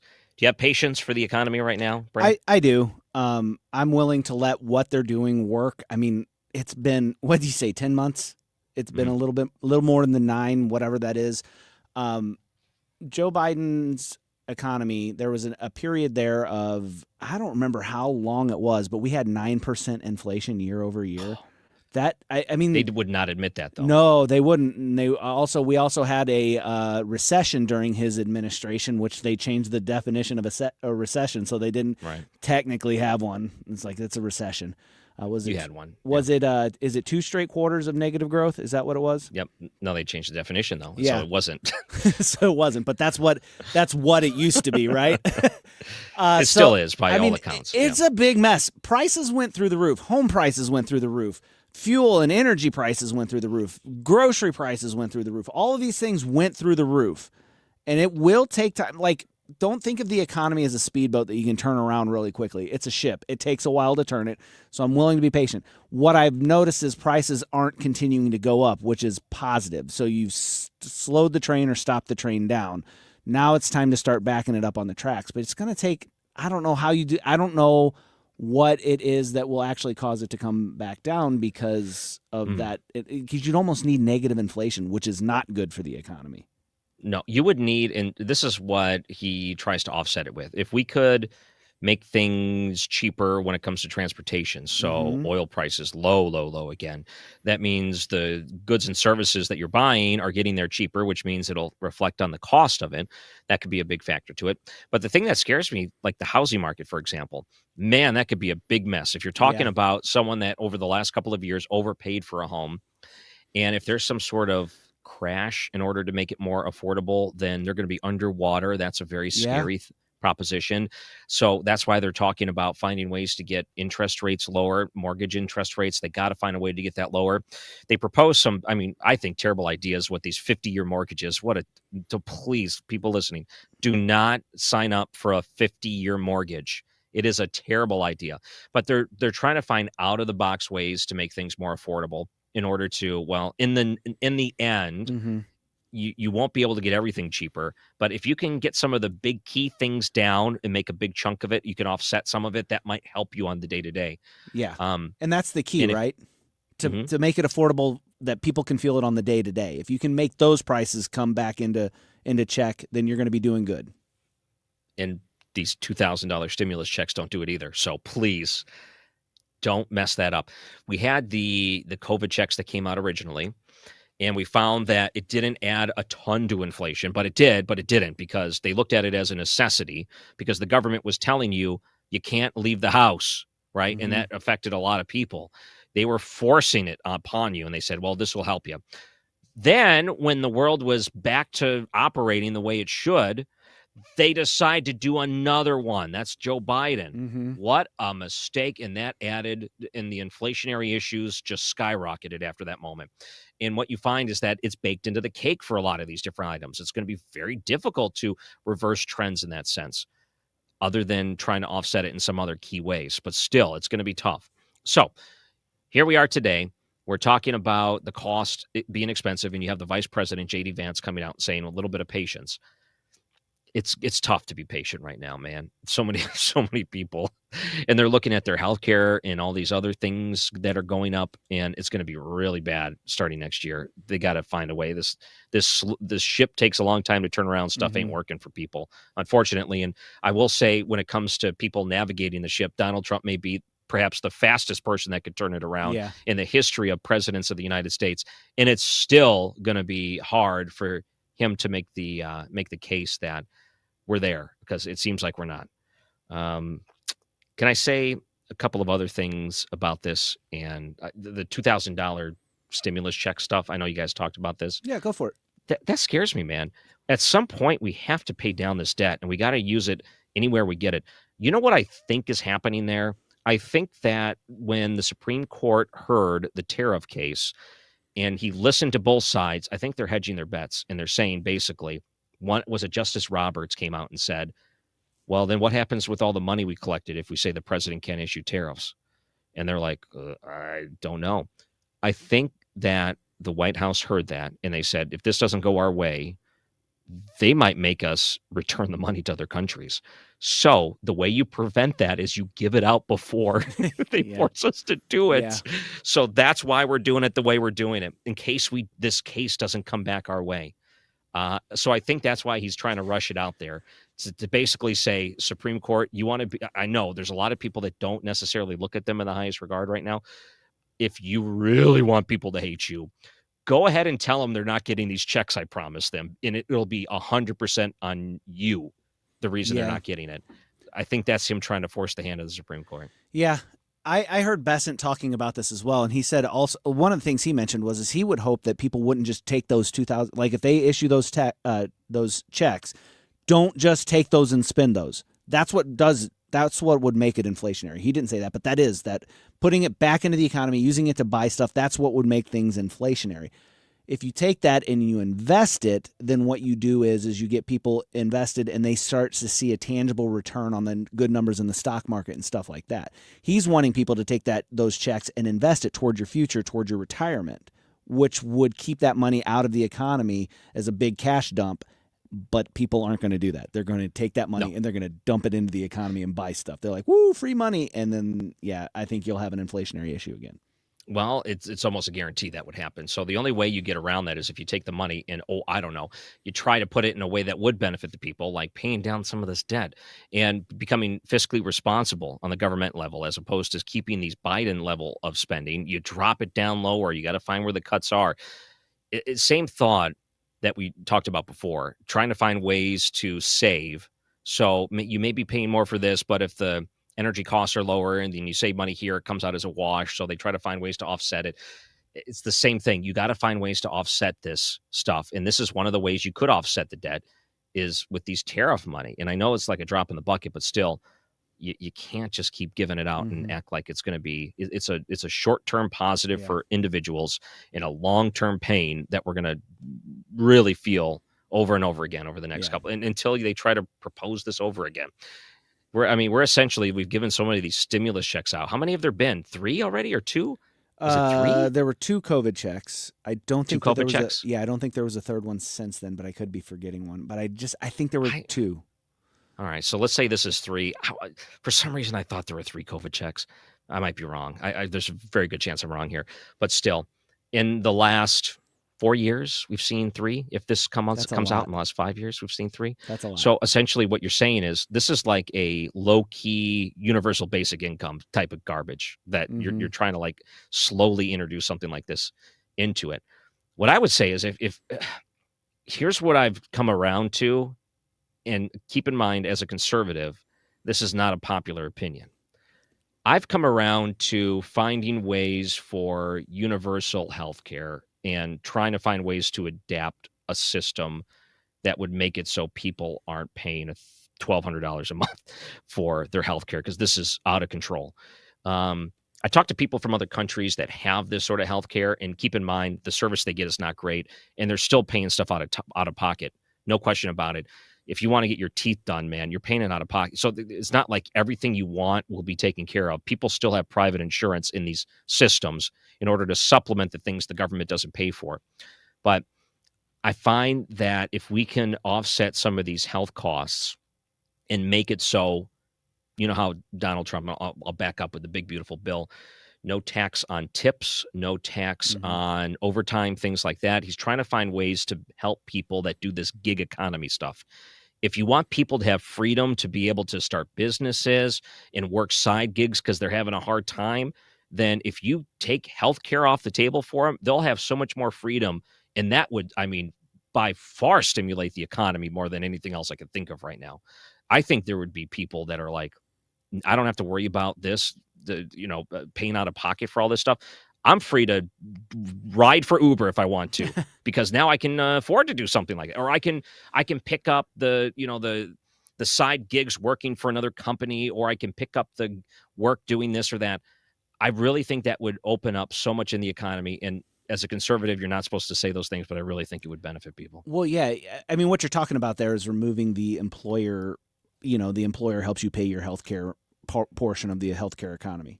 I mean, you can do that by going single payer, or you can do that by, like, one of the things that Donald Trump is. Actually, we had Rep. Eric Burleson on the week before last, I think it was, and he was talking about how his plan is just to create a marketplace and let people buy it. Take the government out of it. Take the users out of it. The group rates come from the marketplace. So the group rates, the better rates that you get from a company, come from the marketplace. And then people can go in there and say, I want this one at this rate. And then insurance companies will start competing against one another, which will drive their rates down and force them to give more options. Because what we have now with the ACA forces, it just forces the prices up. Oh, it's terrible. The Obamacare killed it. Obamacare said, hey, we're going to bring the price down by subsidizing it, so everyone's going to benefit from it. What happened?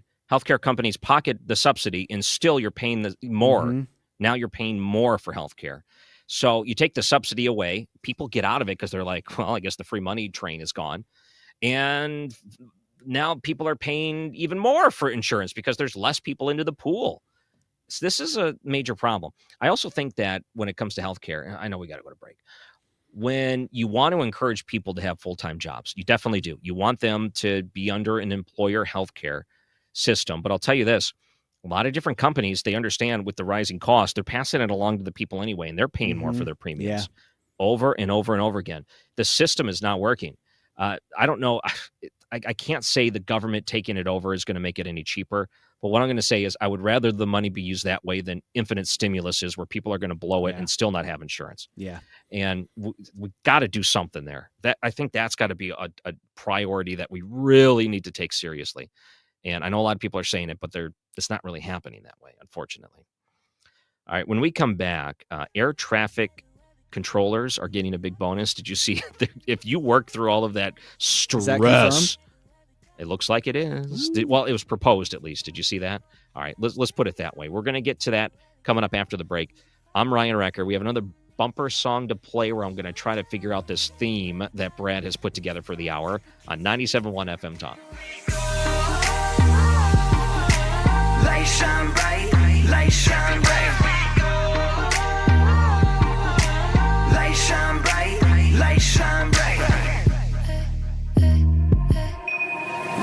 Hey, it's Mark Reardon. Join us on Monday, November 24th at Helen Fitzgerald, starting at 3 for the official Guns N' Hoses weigh-in. You could win tickets, meet the fighters, and hang out with us. Details at 971talk.com/events. Make the most of fall and have an outdoor space that you actually love that's built to last. Lakeside Renovation and Design builds custom decks, screened-in porches, covered patios, and they use these durable, low-maintenance materials like composite decking and aluminum railings. They're going to make sure you have the perfect setup so you can host your family and friends for backyard barbecues or just sit outside and enjoy the morning coffee even when it's raining. Don't wait until the spring to start planning the space that you want to enjoy next year. Start with a free consultation. Visit lakesiderd.com, lakesiderd.com. You've got your whole life ahead of you, so choose a Medicare plan you can count on. And that's what you get with a Medicare Advantage plan from United Healthcare. With more than 45 years' experience serving its members, United Healthcare has plans with low monthly premiums that fit your life today and as your needs change tomorrow. The Medicare annual enrollment period ends December 7th, so go to uhc.com/Medicare today. United Healthcare Medicare plans. It's Medicare coverage Missouri can count on. What's your favorite four-letter word? Chances are you've said it more than a few times dealing with this crazy world we live in. But at Compass Retirement Solutions, our four-letter word of choice is hope. Hope for a better tomorrow. And hope that your retirement plans don't take a back seat. You've watched inflation soar, and maybe your retirement future feels a little uncertain right now. But all hope is not lost. Find out exactly how much risk you're still taking with your investments. Find out how you may be able to save big on taxes. And find out how having a written retirement plan just might give you the hope you've been looking for. Call today to set up a meeting. 314-373-1598. That's 314-373-1598. Compass Retirement Solutions. 314-373-1598. Firm offers insurance services but does not provide tax advice. Investments and services offered through Compass Retirement Group, a registered investment advisory firm in Missouri and Illinois. Investing involves risk, including the potential loss of principal. You're listening to The Annie Frey Show on 97.1 FM Talk, St. Louis Conservative. I could write a record full of radio songs. Do a bunch of features that my label would love. Do a bunch of features that I don't even like, just to build up the hype. Yeah, I could sell my house and move out to LA. Get inside of rooms with the biggest of names. Hire 50 people just to give me advice on the way I should write. Oh God, yeah, sounds like a nightmare if you ask me. All right, Brad, who's this Went artist? From my bedroom to the big leagues. This is NF. Googling it. What was the name? NF. NF? Like two letters? Two letters, yeah. It is a white guy. It's white rappers, isn't it? It is. It is. I should know. All right, not bad, Brad. That's very nice. I couldn't tell. Okay, I better check. Yeah, it's a white guy. All right, white rappers it is. Very nice theme. I like these ideas for the themes. Very good. Looks like Trump and Mamdani have not met yet. They're still showing at least the footage from outside the White House, and I don't know what we'll see when it actually happens, but we'll keep an eye out and let you know. What do you think about these different data centers coming into communities? This seems to be coming in hot and heavy in a lot of different areas. My biggest concern with them, I think the data centers are good. I think that's something that is necessary, especially with AI coming up. You need to be able to do that. My biggest concern is how much they drive up energy costs in those neighborhoods. Mm-hmm. I'm not, like, I know in St. Charles they were worried about the water supply and some other things. I'm not really sure how a data center, I know they need cooling, but I'm not sure how that affects the water supply. But man, does it make power expensive in those areas. And the amount of jobs that it creates, building it creates a lot of jobs, but those are temporary. Once it's built, then you're just however many people it takes to maintain it. So it said Thursday night, and this is the Festus Planning and Zoning Commission voted to approve a measure to rezone hundreds of acres of land, potentially clearing the way for a proposed data center. This is the Fox 2 write-up. Local residents expressing their concerns, and it's the same thing, the energy and the water, plus the people that are living near these areas. You know, we're talking about farmland, so you're all of a sudden living in a rural dirt road area, and all of a sudden this giant humming facility shows up within a half mile of you, and you're wondering, are they contaminating the groundwater with this stuff? We just don't know. And are they going to pull away from other farms? Where is this stuff coming from? Electricity-wise, how are they going to be able to sustain it? You see these big companies like Meta, they want to build these big nuke reactors in order to make it possible for them to keep up to AI demands. Are they big and ones? it sounds like What's that? Are they big ones, or are they the smaller ones that would just small ones? Okay. Or they're repurposing decommissioned nuclear plants, which I'm going to just point out real quick. Ever since George W. Bush said nuclear, I'm always afraid to say the word because I'm like, oh, am I going to say it wrong this time? They implanted it in my brain that I'm going to say nuclear as a nuclear. I'm going to say it wrong now. But in the back of my mind, I think I'm going to get it wrong every time. But, the Trump administration right now, they're running into this issue because they know AI is the future and they want to clear the way for it, which is one of the reasons they want to have it handled on the federal level as opposed to the state level, meaning they say the future is here. You don't want to fall behind on this. We need this as a country in order to be on top of it, in front of it. So what we don't want to do is have places like China get the upper hand on us because of our regulatory problems when it comes to building in rural farmlands. I understand the concern there, but then again, how would you like to live in one of these rural areas and then you run into all these other issues with it and you're like, that's not what I signed up for, man. I got out of the city because I didn't want to deal with junk like this. Yeah, I mean, there's like the whole not in my backyard thing, but on the other side, I do understand we need to stay on top of this because if China dominates AI, they dominate the future. That's just how it's going to work.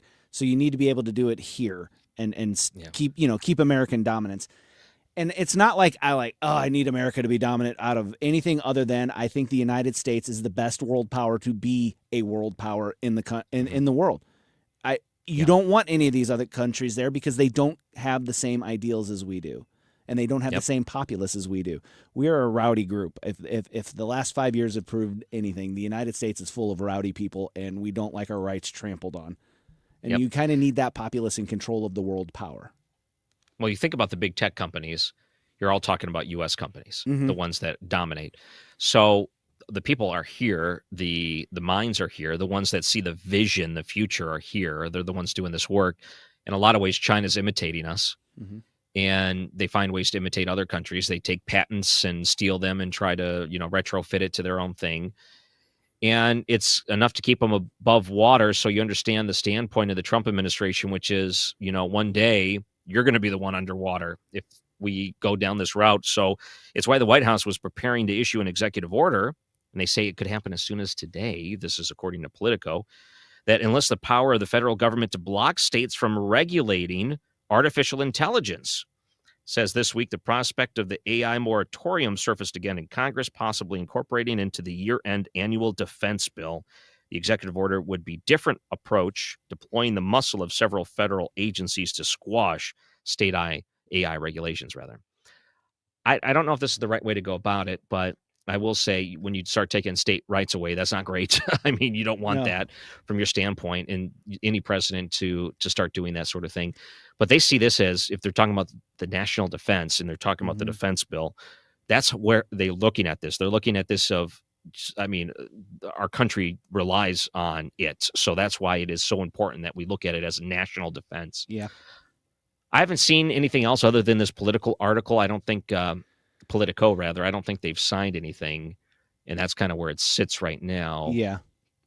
I think that there has to be some room for leeway in this executive order. I don't think that you can just say, hey, no, they can do whatever they want for the next however long. I think that's a terrible idea. Are you going to listen to Vanilla Ice on your drive home today? Yeah. You're like, what do you mean? I listen to it here. I'm going to listen to it there. I'll listen to Vanilla Ice every day. I was thinking about that on making them bump music. Because why not? You're listening to the Annie Frey Show. I'm Ryan Recker filling in. Stick with us. We're going to try our best not to say 6-7 next hour, but we are going to. I guarantee it, and you're going to hate it. How are you unemployed? Telling me to get a life. You should look at The Diamond Shop offers a whole lot of services. And I know that it's easy for me to say, like, oh, the holidays are here. You're going to get a Christmas gift. Go get some beautiful diamond stud earrings. That's always my go-to. If she doesn't have any yet, do that. You're a winner. I promise. It will be a very, very Merry Christmas for everybody.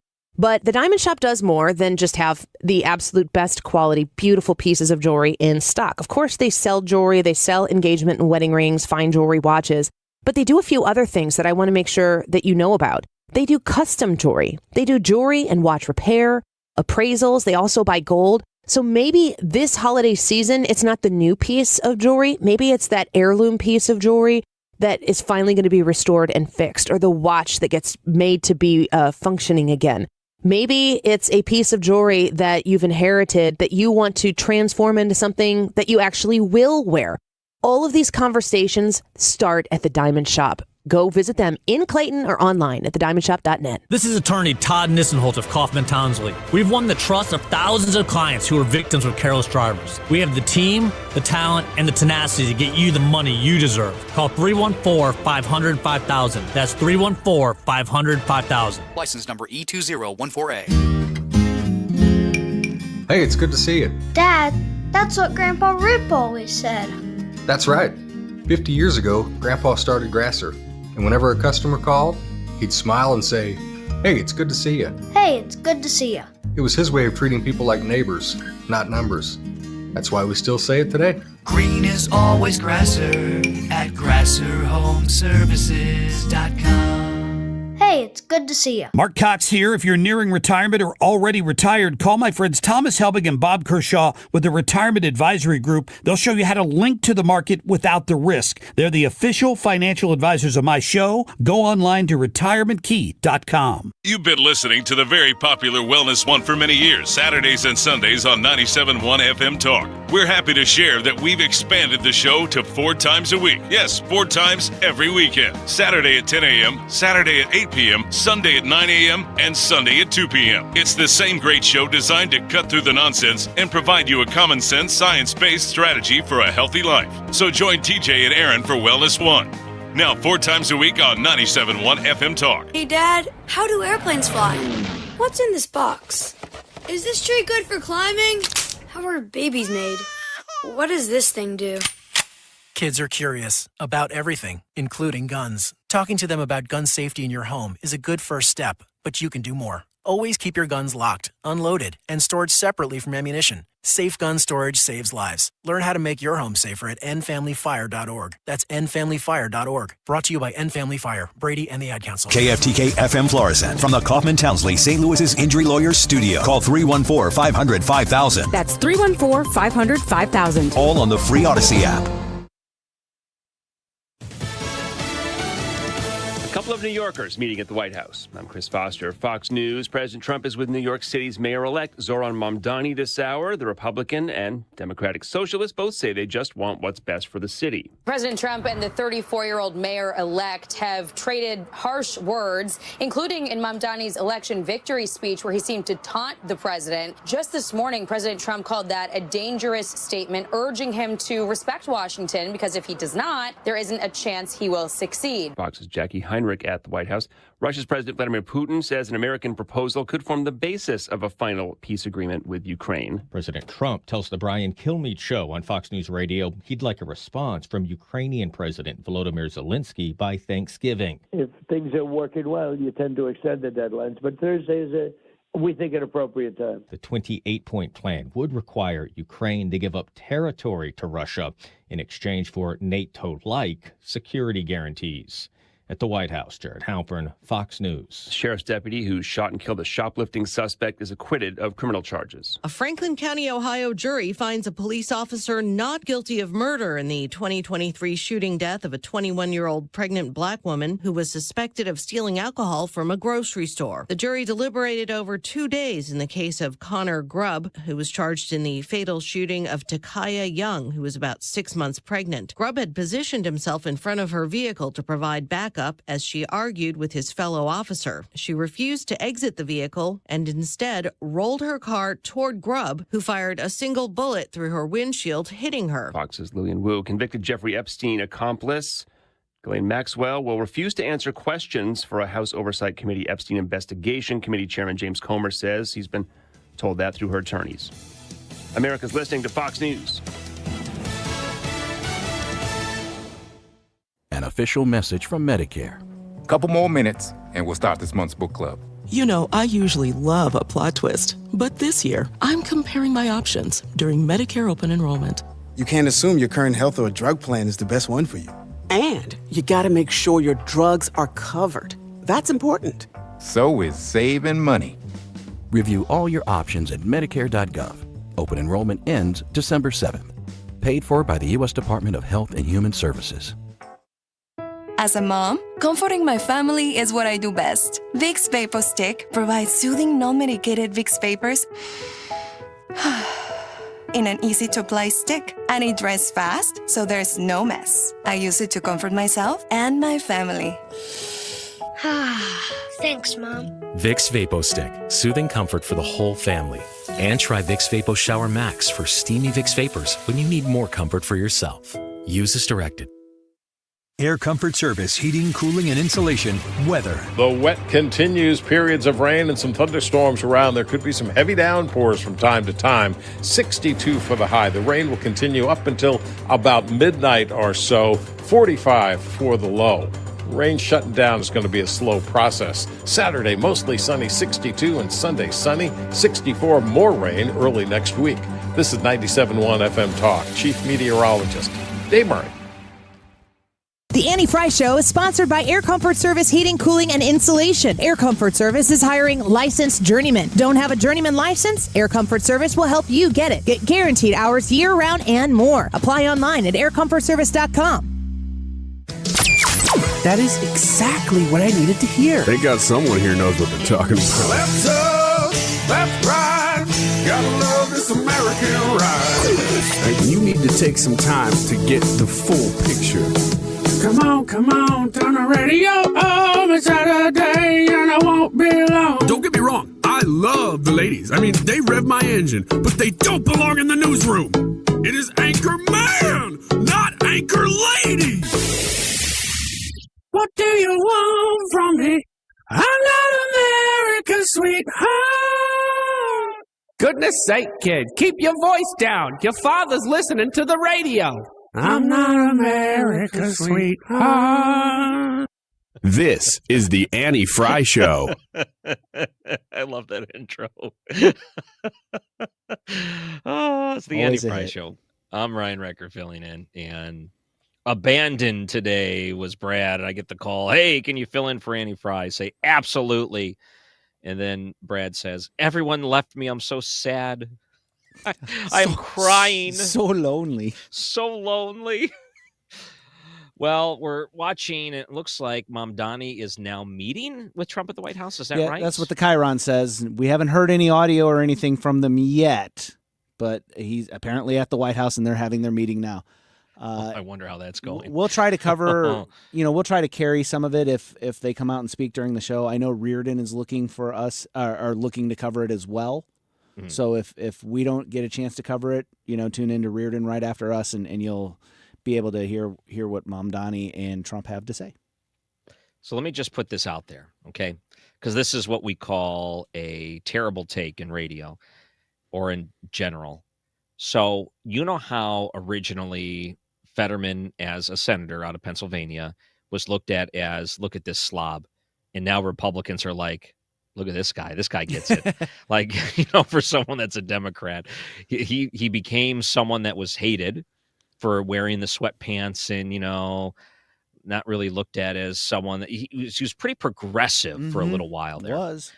He came around. Do you think that Donald Trump is trying to use a little magic on Mamdani so he's not a Marxist and he's just looked at as a regular Democrat, perhaps, when he's running New York City? You think he's trying to get kind of a Fetterman flip on him? Well, I don't know that Trump is the one that flipped Fetterman. I think Fetterman came to a realization, it's like, okay, these plans that I thought were popular are deeply unpopular, especially in a state like Pennsylvania, which he represents. He represents the whole state of Pennsylvania.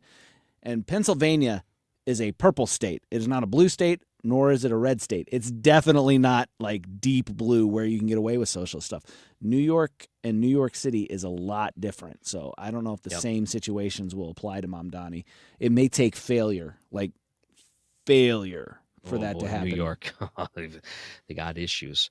I know we're getting a lot of comments right now on the YouTube feed, and the poll is still up. How are we doing on polling question? We get a lot of people participating? Yeah, we got a lot participating. Got about 8 or 9 different comments here that are starred. And if you're wondering what the poll question is would you rather end up on the Epstein list or the Titanic? And I've got 2 options. Epstein, I'd rather have my reputation sink, or Titanic, Icebergs over Indictments. So if you want to weigh in on that, and we want you to weigh in on that, jump on Annie's YouTube page, vote in the poll, leave us a comment. You can't just vote in this one and not leave us a comment, because neither one of these are like super awesome options. They're both kind of bad options. So which of these bad options would you rather have, and why?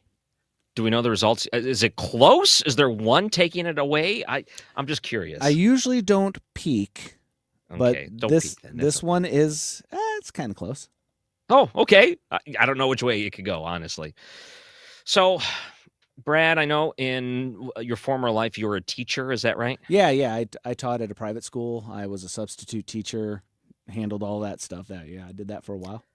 Aren't you glad you don't have to deal with the 6-7 stuff in the classroom right now with all the kids nonstop? I have to deal with it anyway. I'm also a youth pastor, so you hear it even at church? Mm-hmm. Yeah, let's read Matthew chapter 5 verses 6 and 7, and then they 6, 7, and they throw the arms up and all that stuff. Yeah. So how do we kill that meme? I tried so hard when I was filling in for Mark Cox a couple of weeks ago. I tried. I mean, so hard to kill that meme. And it's too much. For whatever reason, this has become a behemoth of a meme, and it will just not go away. Mm-hmm. Do you think that these kids that are doing it right now, they'll be in their 30s, and they're going to still be doing this? No, they'll find out that it's ridiculous before then. Think about all the ridiculous things we did whenever we were in grade school, middle school, and all that stuff that we don't do now. We just, you grow up and you grow out of it, but yeah. What do you think about, so the New York Post did an article about this, and it said 6-7 term kids can't stop chanting might have historical roots dating back to the Shakespeare era. No way. No. The kids are not thinking about Shakespeare when they come up with memes. I know where this started. Mm-hmm. It started with a rap song. The song is called Doot Doot by Skrilla. And what? in it, Doot. Can you spell that? Dootdoot by Skrilla. And he mentioned 6-7. Skrilla, I believe, is from Philadelphia. And 6-7 born and is raised. Yeah, it's the block that he grew up on. So there's a line in the song where he just goes on and then he says 6-7 to shout out his block. Then it went from there to LaMelo Ball, who's a basketball player, who incorporated 6-7 into his celebrations. And then there's the original 6-7 kid who said it at a basketball game. And from there, it just has exploded. Is Skrilla a techno guy? Is that the same person? No, that's Skrillex you're thinking of. Different people. Not different the same person. people. Yes, very different persons. I am so out of it. I can't tell. All right. So if you're wondering, no, it doesn't come from Shakespeare. But even if it did, is this the way you kill it? You tell kids, this is actually a Shakespearean reference. Sit down and we're going to tell you a history tale. And they go, oh, it's so done now. Well, if I know anything about kids, they like having their own things. This is ours. We're in on the joke, that sort of thing. Other people don't get it. They like that sort of thing. So the way that you kill it is by getting in on the joke and being, quote unquote, uncool. Ryan, you and I are uncool. You know what? I tell my kids, I'm the coolest guy you know. Which they don't realize that. They don't understand the coolness and what true cool is. Don't know. Yeah, but I don't know. They need to perceive you as uncool and using their thing, and then eventually it'll be like, oh, you guys are ruining it, and they'll move on to something else. This will go away, and it'll be something else. I'm afraid to ask because I'm looking at the audio rundown sheet for today, and you actually have a clip from Skrilla. Yep. Doot Doot. Yeah. I've never heard it. You want? I don't know if I want to. Just play it, I guess. Right. Shades on Apple with the glasses. Bro say cause he a savage. So many dead ops, so many ashes. You ain't catch that, I can't pass this. Shoot a stay strap, I don't need mine. Bro put a belt right to they behind. The way that switch, I know he dying. 6-7. There it is. That's the origins. Why is he talking like this? And he talks like this, and he talks like this. Well, I don't understand it. Is that how modern rappers rap? I don't know if all of them do, but it is definitely a genre within rap. Play it again. Just not the whole thing. I just want to hear the cadence of that. Shades on, I'm I'm so with the glasses. Bro say because he a savage. So many dead, so many ashes. You ain't catch that. I can't pass. Shoot a stage strap. I don't need mine. Bro put a belt right to their I'm done. No more. I can't. People listen to that? Yeah. Can I play the original 6'7" kid? That's Okay. a quick clip. All right, yeah. So this is at a basketball game, and like it's a person filming, and the camera pans to him, and this is the original 6'7". He looks like your typical like freshman, 8th grader, white boy with the the mop haircut that kind of flares out. Okay. Blonde hair.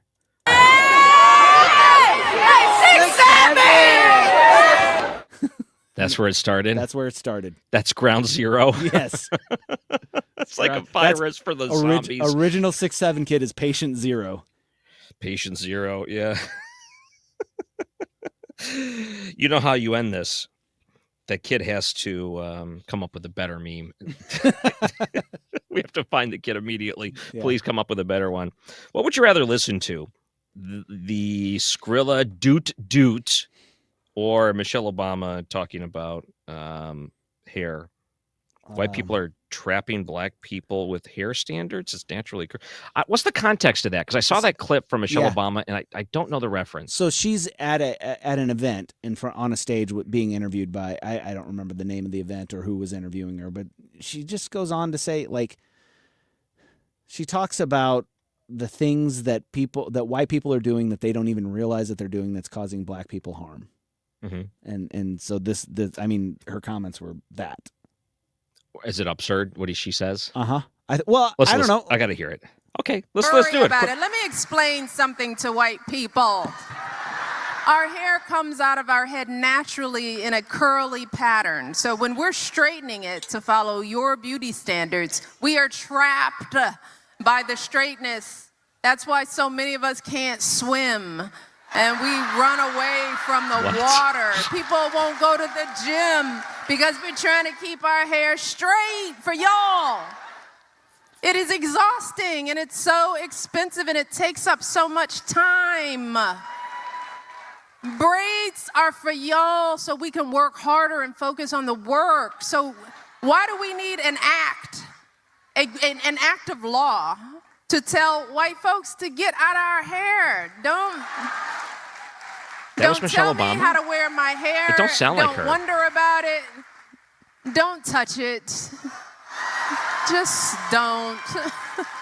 So she going on the road with that act? Well, hold on. Hey, white people, you can do that now? Let's just address an entire group of people and just white people only. You need to hear this. Well, not just any group. There's only one group that you can do that to. Yeah, I guess that's true. Only to get away with it, yeah. I don't know. The thing that's insane to me is in that clip she says, to meet y'all's beauty standards. Mm-hmm. And I don't ever remember in my life me or anybody in my circle or my sphere of influence that says, hey, you need to have straight hair to meet my beauty standards. Never. We don't care. We don't care. Wear your hair how you want. I don't care. Wear your hair in a way that makes you happy, that makes you feel good about yourself. More power to you. That's what I want. I want you to be happy with your hair. Wear your hair how you want. So she's saying that the reason why black people can't swim is because of white people? That's like she's blaming white people for that? Yes. I don't know if she realized that's what she was doing when she did it, but it's such a weird claim. And then, we're doing this all for y'all. And it's like, okay, it just sounds so phony. And come on now. Like you're basically saying, again, it's white people's fault that all of these things, and it all originates from us trying to impress you with our hair. I'm not buying it. That's such a weird rant to go on. Isn't that strange? Yeah. And I'm trying to think back because she mentions in there, why do we need legislation in here regulating how they wear their hair? And I don't was there something a while back that somebody was saying, or what was it? Do you remember? It was essentially saying that, let's say this is a bad example, but it'll kind of put it in the ballpark. Let's say you're working at a fast food restaurant and you have to like put your hair back in a bun, or something like that. So it's for like, health regulations. Yeah. There's certain industries that are like, okay, you need to do your hair in a certain way where it's not distracting or it's not this or that. And they said, that should be illegal. You can't tell someone how to do their hair because if you are black, it's part of your culture. So if you tell them that, then you're racist. So states would take that on and saying, if you as an employer tell anyone, particularly a black woman, how to do their hair, then you're racist, and that needs to be legislated out. And the people working are like, it's kind of part of the industry in some ways where, there's certain things that work and things that don't work. It's not done to try to be racist by those means. In some ways, it's a health standard. Some way it's a safety standard. But, there's certain things about it. I mean, that's my concern. Do your hair in a way that doesn't get hair in the food that you're preparing. Right. That's, like I said, bad example, but it's used to kind of set it up in a way where it's understood. You know what I mean? Like certain industries had people did not like the idea that you're telling someone else what they can and can't do with their hair. Or schools, that was another one that was brought up in the way of school. So dress codes and things, if you put it in the way of a dress code where, that's, I think, what she was referring to. And that's maybe what you're commenting on. But either way, that's not a bad clip. But I'll tell you what, that's a funny one, but it's not as funny as the Jasmine Crockett clip we played earlier. Oh, man. That all-time great clip. She folded on herself, man. That was bad. I had to play that again. All right, so we're keeping an eye on the White House. It looks like President Trump and Mamdani are meeting. We don't know how long they'll meet for, but I'll say it's kind of an interesting meeting, and I think everyone's waiting to see how this one turns out. If they come out together, and maybe Mamdani speaks alone, Trump speaks alone, or if they come out together and speak together like a joint press conference, that would be a pretty big deal. Super interesting. You're listening to the Annie Frey Show. I'm Ryan Recker filling in. And Brad, I know you got some tickets to give away this hour too, don't you? Yep, tickets for Guns N' Hoses this hour, so stay tuned. You're listening to 97.1 FM Talk. Bed for the girl next door. She tried to pay me with a kiss, and I began to understand there's something women like about a pickup man. Woke radical liberals are screwing up this country, but Congressman Jason Smith is fighting back. He backed one big, beautiful tax cut for working families, ending Social Security taxes for nearly all seniors, and taxes on tips and overtime gone. So call Congressman Jason Smith at 202-225-4404 and thank him for backing working family tax cuts and putting America first. Paid for by American Prosperity Alliance. This is Todd Krenz with Krenz Financial Group. For over 6 decades, we've helped St. Louis families and businesses plan with purpose and live with confidence. We work closely with professionals in healthcare, from doctors and nurses to medical sales in biotech and pharma. Our team helps you navigate complex financial decisions like retirement plans, disability insurance, consolidating old 401ks, and understanding stock options or RSUs. We make the process clear so you can focus on what you do best. Your goals, our mission. Start today at kfgadvisors.com. Securities offered through Raymond James Financial Services Inc. Member FINRA/SIPC. Print Financial Group is not a broker-dealer. Great news. Corel Roofing is going to partner with Sergeant Sparkles to install Christmas lighting on your home this year. Mark Cox here. Who better to get up on your roof to install lights than a roofing company? But wait, there's more. While they're up there, if they see some minor damage or an issue that needs attention, they're going to do that minor repair at no charge to get you through the winter. That provides pretty amazing value to get a small problem fixed at no charge while you get ready for the Christmas season. Now's also a good time for that full roof inspection. If you didn't get around to getting your roof inspected after the storms earlier this year, this is the time to schedule that. Even if the weather's too cold to have the roof replaced, you will be first on the list when warmer weather comes around in early spring. Call Curtis at Corel Roofing. Schedule your Christmas light installation and your roof inspection right now. That's 314-222-9529 or CorelRoofingCo.com. Swapping out your tires? There's nothing like it. With eBay, you can find the feel you're looking for, from smooth highway rides to grip for rough terrain. Get all the tires you need at prices you'll love. eBay. Things people love. Now, back to the Annie Frey Show. Real talk for real people.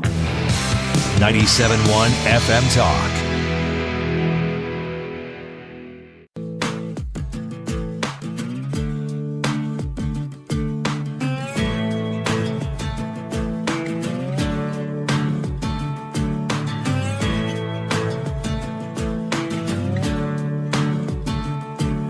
the boys round here don't listen to the Beatles run. Old Bo Cephas threw a jukebox needle at the honky tonk where their boots stomp all night. Is the theme this hour, Brad, country acoustic? I don't know. I'll have to keep listening.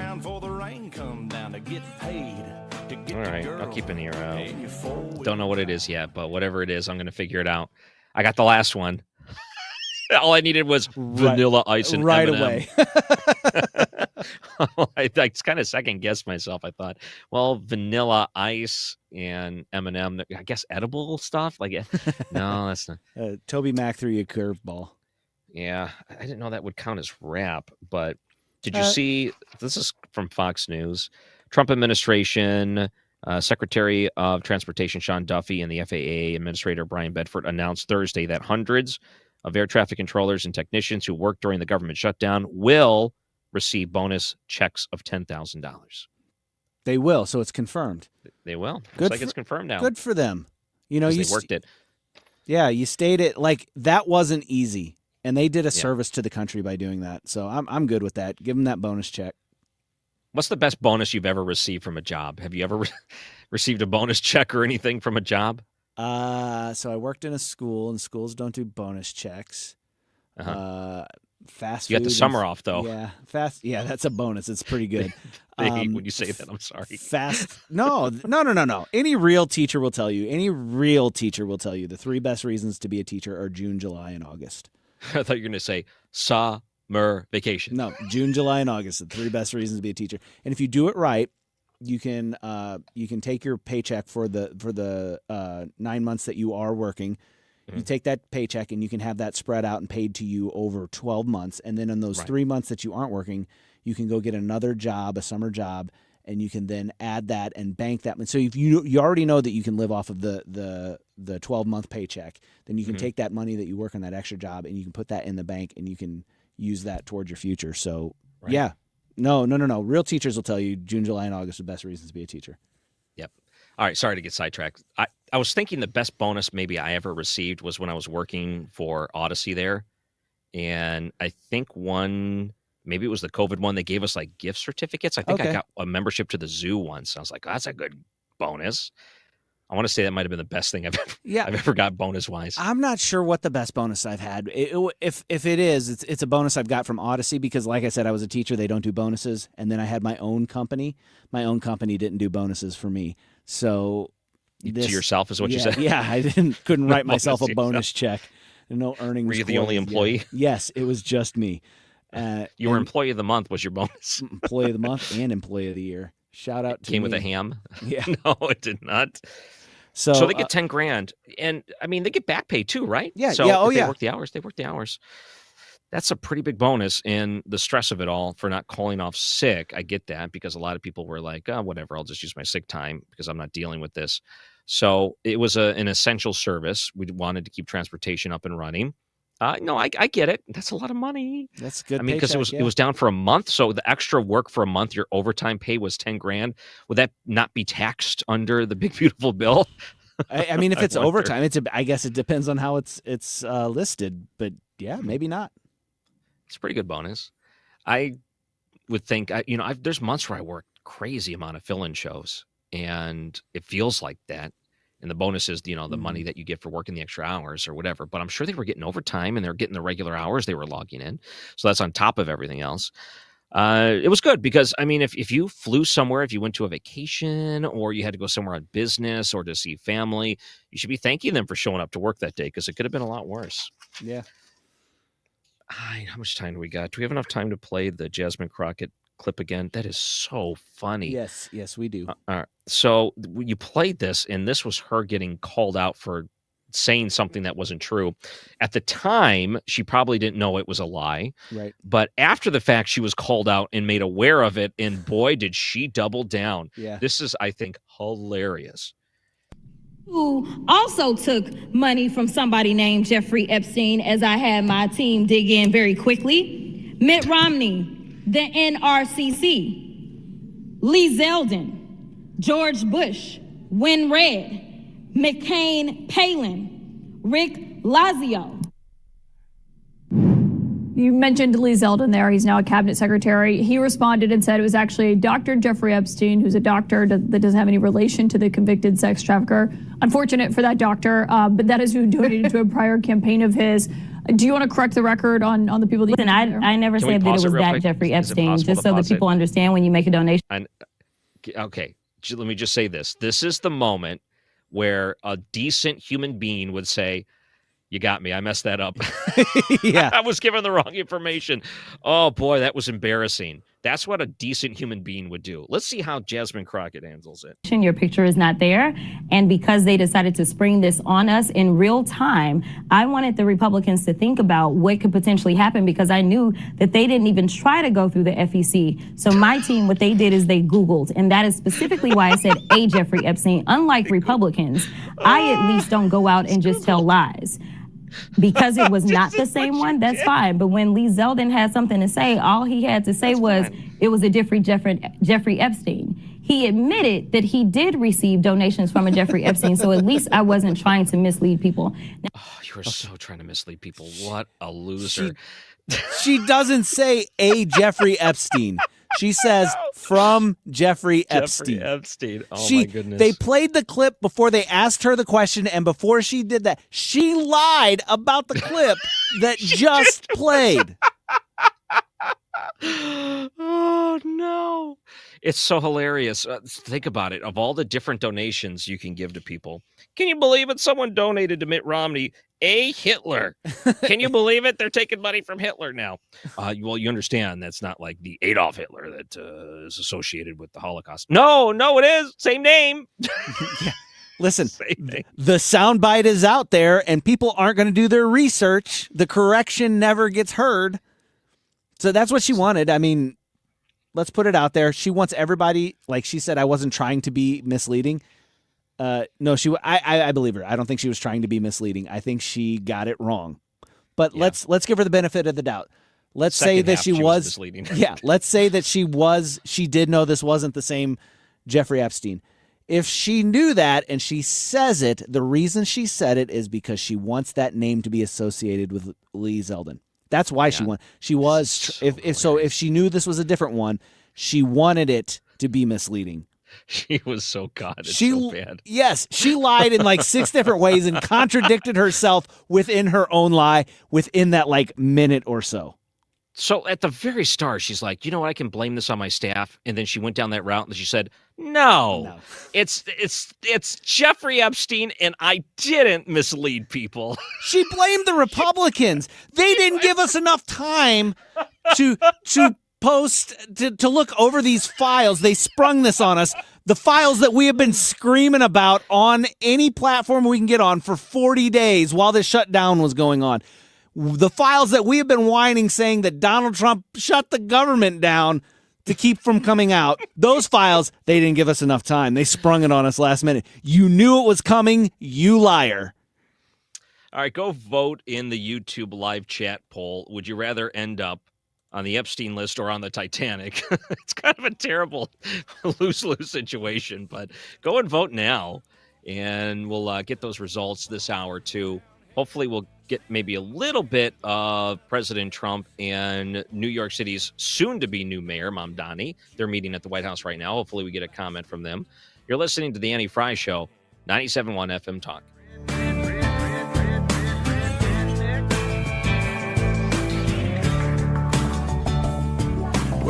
There's a lot on the line in divorce. This is Joe Cordell of Cordell & Cordell, the largest family law firm in the country, with over 35 years of helping clients navigate divorce. Divorce touches all areas of your life: your home, savings, retirement, and of course, kids. So when you find yourself facing divorce, you need a partner you can count on. If you are facing divorce, contact Cordell & Cordell today at 1-855-GET-LEGAL. The choice of a lawyer is an important decision and should not be based solely upon advertisements. 600 Kelwood, St. Louis. Hey guys, are you dealing with low energy weight gain or issues in the bedroom? Game Day Men's Health is the premier men's health clinic in the St. Louis area with locations in Chesterfield and O'Fallon, Missouri. They specialize in low testosterone and sexual health, and they also help men and women with medical weight loss, vitamins, and peptides. They offer free consultations and testosterone tests. with results in about 20 minutes. Get in, get answers, get back to the top of your game. Visit GameDayMen'sHealth.com. Again, that's GameDayMen'sHealth.com. Every week on the Moth Podcast, we share stories that are funny, strange, heartbreaking, and above all, true. I myself have been married for 56 years. Unfortunately, to 4 different women.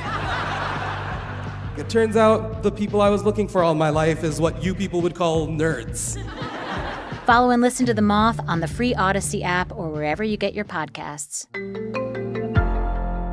Mark Cox here. If you're nearing retirement or already retired, call my friends Thomas Helbig and Bob Kershaw with the Retirement Advisory Group. They'll show you how to link to the market without the risk. They're the official financial advisors of my show. Go online to retirementkey.com. We've been here 30 years. 30 Christmases in this house, and we have the traditions that most families have. That's Terry talking about her experience with Rhino Shield ceramic coating. We did Rhino Shield 14 years ago, and the house still looks the same as the first day. Rhino Shield really worked with me to help me get just the right nice soft yellow, and it's 14 years later, and it's the same color. The main reason Terry called Rhino Shield is because it's backed by its 25-year transferable warranty. It just sounded wonderful that we could have the house coated with Rhino Shield and not have to worry about it again for 25 years. Take it from Terry. Give Rhino Shield a call now for a free evaluation. 877-25-RHINO. 877-25-RHINO. Or visit 877-25rhino.com. There have been neighbors that have come by and said, "Did you just have your house painted?" Because they wanted to know who the contractor was. And I said, "No, it's actually Rhino Shield." 877-25rhino.com. Well, if you have been listening to the show, you know I've been teasing our giveaway for Guns N' Hoses tickets, and now is the time. We are going to give away tickets to Guns N' Hoses. That's this Wednesday. Tickets provided by Backstoppers. Guns N' Hoses this Wednesday. This is your last chance to win them on the Annie Frey Show. 2 tickets will go to caller number 7. That number you want to call is 314-241-9797. That's caller number 7, 314-241-9797. Good luck. The phones are open. May the best person win. The time is 2:34. This time check is brought to you by Jerry Kelly Heating, Air Conditioning, Electrical, and Plumbing. It's time for a $98 furnace tune-up. JerryKelly.com. Where common sense rules the mic. 97.1 FM Talk. St. Louis Conservative.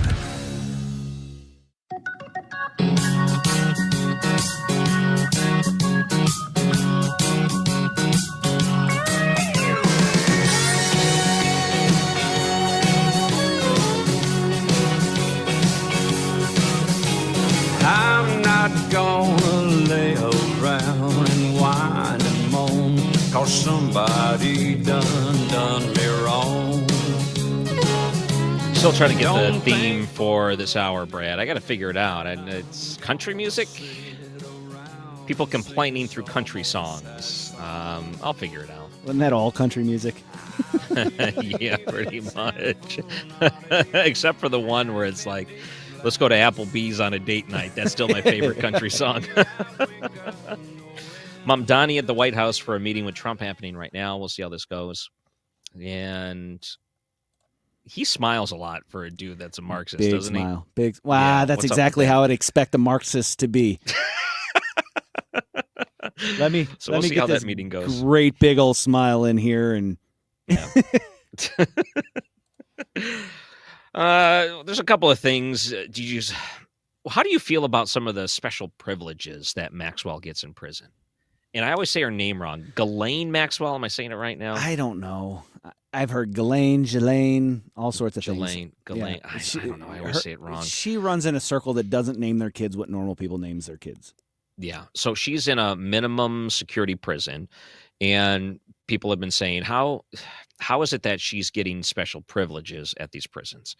And I was reading a story from The Atlantic. Did you see what some of these special privileges are? No. Okay. So the way that this is categorized is she is basically living the luxury life in prison because of all these special privileges she's getting. So I'm going to tell you what they are. And I will tell you that it would, I look at it and I say, all right, whatever. Like, it's not something that I would have approved, but still, it's not like the biggest deal in the world. It's not like the people that put this together make it sound like this is an outrage.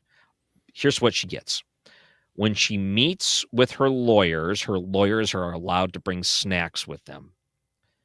When she needs to make a phone call, she's allowed to make a phone call. If she runs out of toilet paper, they give her an extra roll. Those are the privileges, that special privileges. So is that an outrage to the judicial system that someone like her is able to get special privileges like that? I mean, the only one that is like, oh, I get it, is the one that I would be like, okay, but I mean, it's just snacks. It's like the lawyers can bring her snacks. What if they bring her a cake with a file in it so she can escape? And the ho-ho or whatever, the Twinkie, it's right in there. It's a nail file. It's going to take you a while, but... Yeah, and they even point out, they say certain benefits may seem more trivial than others, but family members of part of the scandal are like, she deserves none of this. And, I agree, she doesn't really deserve any of it.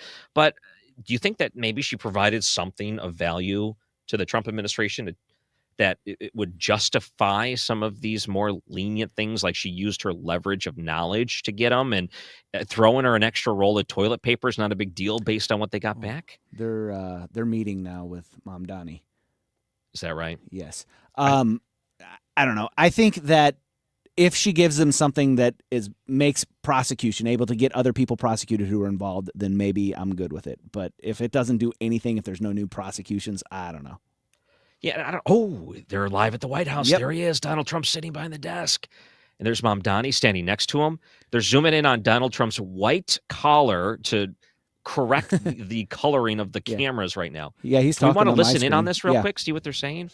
Let's just take a quick peek. Starting with the early primaries against some very tough people, very smart people. And he beat them easily. And I congratulated him. And we talked about some things in very strong common, like housing and getting housing built, and food and prices, and the price of oil is coming way down. Anything I do is going to be good for New York. If I can get prices down, it's good for New York, and we've got them down, way down from last year. We have, as you know, I've been saying to a lot of people, Walmart said that Thanksgiving this year is exactly 25% less than last year, so that's good for New York, good for everybody. But I just want to congratulate. I think you're going to have, hopefully, a really great mayor. The better he does, the happier I am, I will say. There's no difference in party. There's no difference in anything. And we're going to be helping him to make everybody's dream come true, having a strong and very safe New York. And congratulations, Mr. Mayor. Thank you, Mr. Oh, President. boy. Thank you. I appreciate it. Please. I appreciated the meeting with the president, and as he said, it was a productive meeting focused on a place of shared admiration and love, which is New York City, and the need to deliver affordability to New Yorkers, the 8.5 million people who call our city their home, who are struggling to afford life in the most expensive city in the United States of America. We spoke about rent, we spoke about groceries, we spoke about utilities, we spoke about the different ways in which people are being pushed out, and I appreciated the time with the president, I appreciated the conversation. I look forward to working together to deliver that affordability for New Yorkers. Thank you very much. Any questions, please? Oh, boy. Stephen Nelson from the New York Post. I had a question for you and then also one for Mayor-elect. Sure. For you, you referred to Mr. Mamdani as a communist. Can you describe why you feel that way? And also, will you do anything to stop him from arresting Prime Minister Netanyahu if he visits New York? Well, we didn't discuss your second part of the question. And on your first part, I mean, he's got views that are a little out there, but who knows? I mean, we're going to see what works, or he's going to change also. We all change. I changed a lot. From when I first came to office. It's now quite a while ago. It's quite a while. My first term was great. We had the greatest economy in the history of our country. We're doing even better now. We're doing much better now than we did even the first term. And I can tell you some of my views have changed. And we had discussions on some things. I'm not going to discuss what they were, but that I feel very confident that he can do a very good job. I think he's going to be. I think he is going to surprise some conservative people, actually. Oh boy. And some very liberal people. He won't surprise them because they already like him. And Mr. Mamdani, it sounds like you had a productive discussion, but just days ago you referred to President Trump as a despot who betrayed the country. You said you'd be his worst nightmare and accused him of having a fascist agenda. Are you planning to His face on that one. Oh boy. relationship? I think both President Trump and I, we are very clear about our positions and our views, and what I really appreciate about the president is that the meeting that we had focused not on places of disagreement, which there are many, and also focused on the shared purpose that we have in serving New Yorkers. And frankly, that is something that could transform the lives of the 8.5 million people who are currently struggling under a cost of living crisis, with 1 in 4 living in poverty. And the meeting came back again and again to what it could look like to lift those New Yorkers out of struggle and start to deliver them a city that they could do more than just struggle to afford it, but actually start to live in it. Smooth I've been politician. called much worse than Live it at the White House right now. Just It's not that sidestep insulting. that. Maybe I think he'll change his mind after we get to working together. Yes, please. Does he change his mind? I'm telling you, the Fetterman effect. I think he's trying. About the Middle East regarding Sure. you did said that Hezbollah in Lebanon is not in a good position. And Lebanon now is the final unresolved after Gaza. And Live at the White House, President Trump with Mamdani after the meeting, talking to press here, live on 97.1. And what is your next move to push toward disarmament? Sure. Well, we are pushing for total disarmament of Hamas and, frankly, everybody else. And we actually have peace in the Middle East. As you know, the King of Saudi Arabia just left yesterday. We had some great meetings, and he's made a contribution toward the United States of more than $1 trillion. We have now over $20 trillion coming in. No country has ever had anything like that, not even close. If you go to 2 trillion or 1 trillion, it's a lot. We have 20 or 21 trillion dollars. I think that Hezbollah has been a problem in Lebanon, big problem. We're working with Lebanon. We're working with everybody in the Middle East. That's another thing I think we have in common. We want to see peace in the Middle East, and we actually have now, for the first time, peace in the Middle East after 3,000 years. And now we're going to refine it, and I think you're going to see some very positive things happen. There is the potential to invite the Lebanese president. Oh, sure.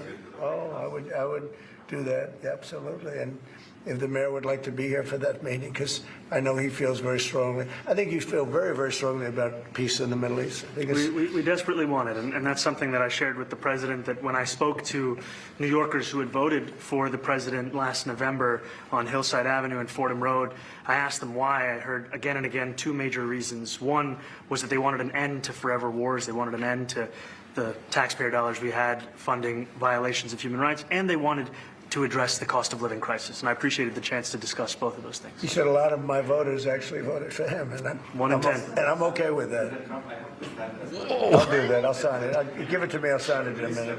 That's pretty good. Mr. President, Yeah, you threatened to send Oh, boy. federal troops to New York City. You both have differences when it comes to ICE agents Right. in New York City. Mr. Mamdani, you call ICE a rogue government entity.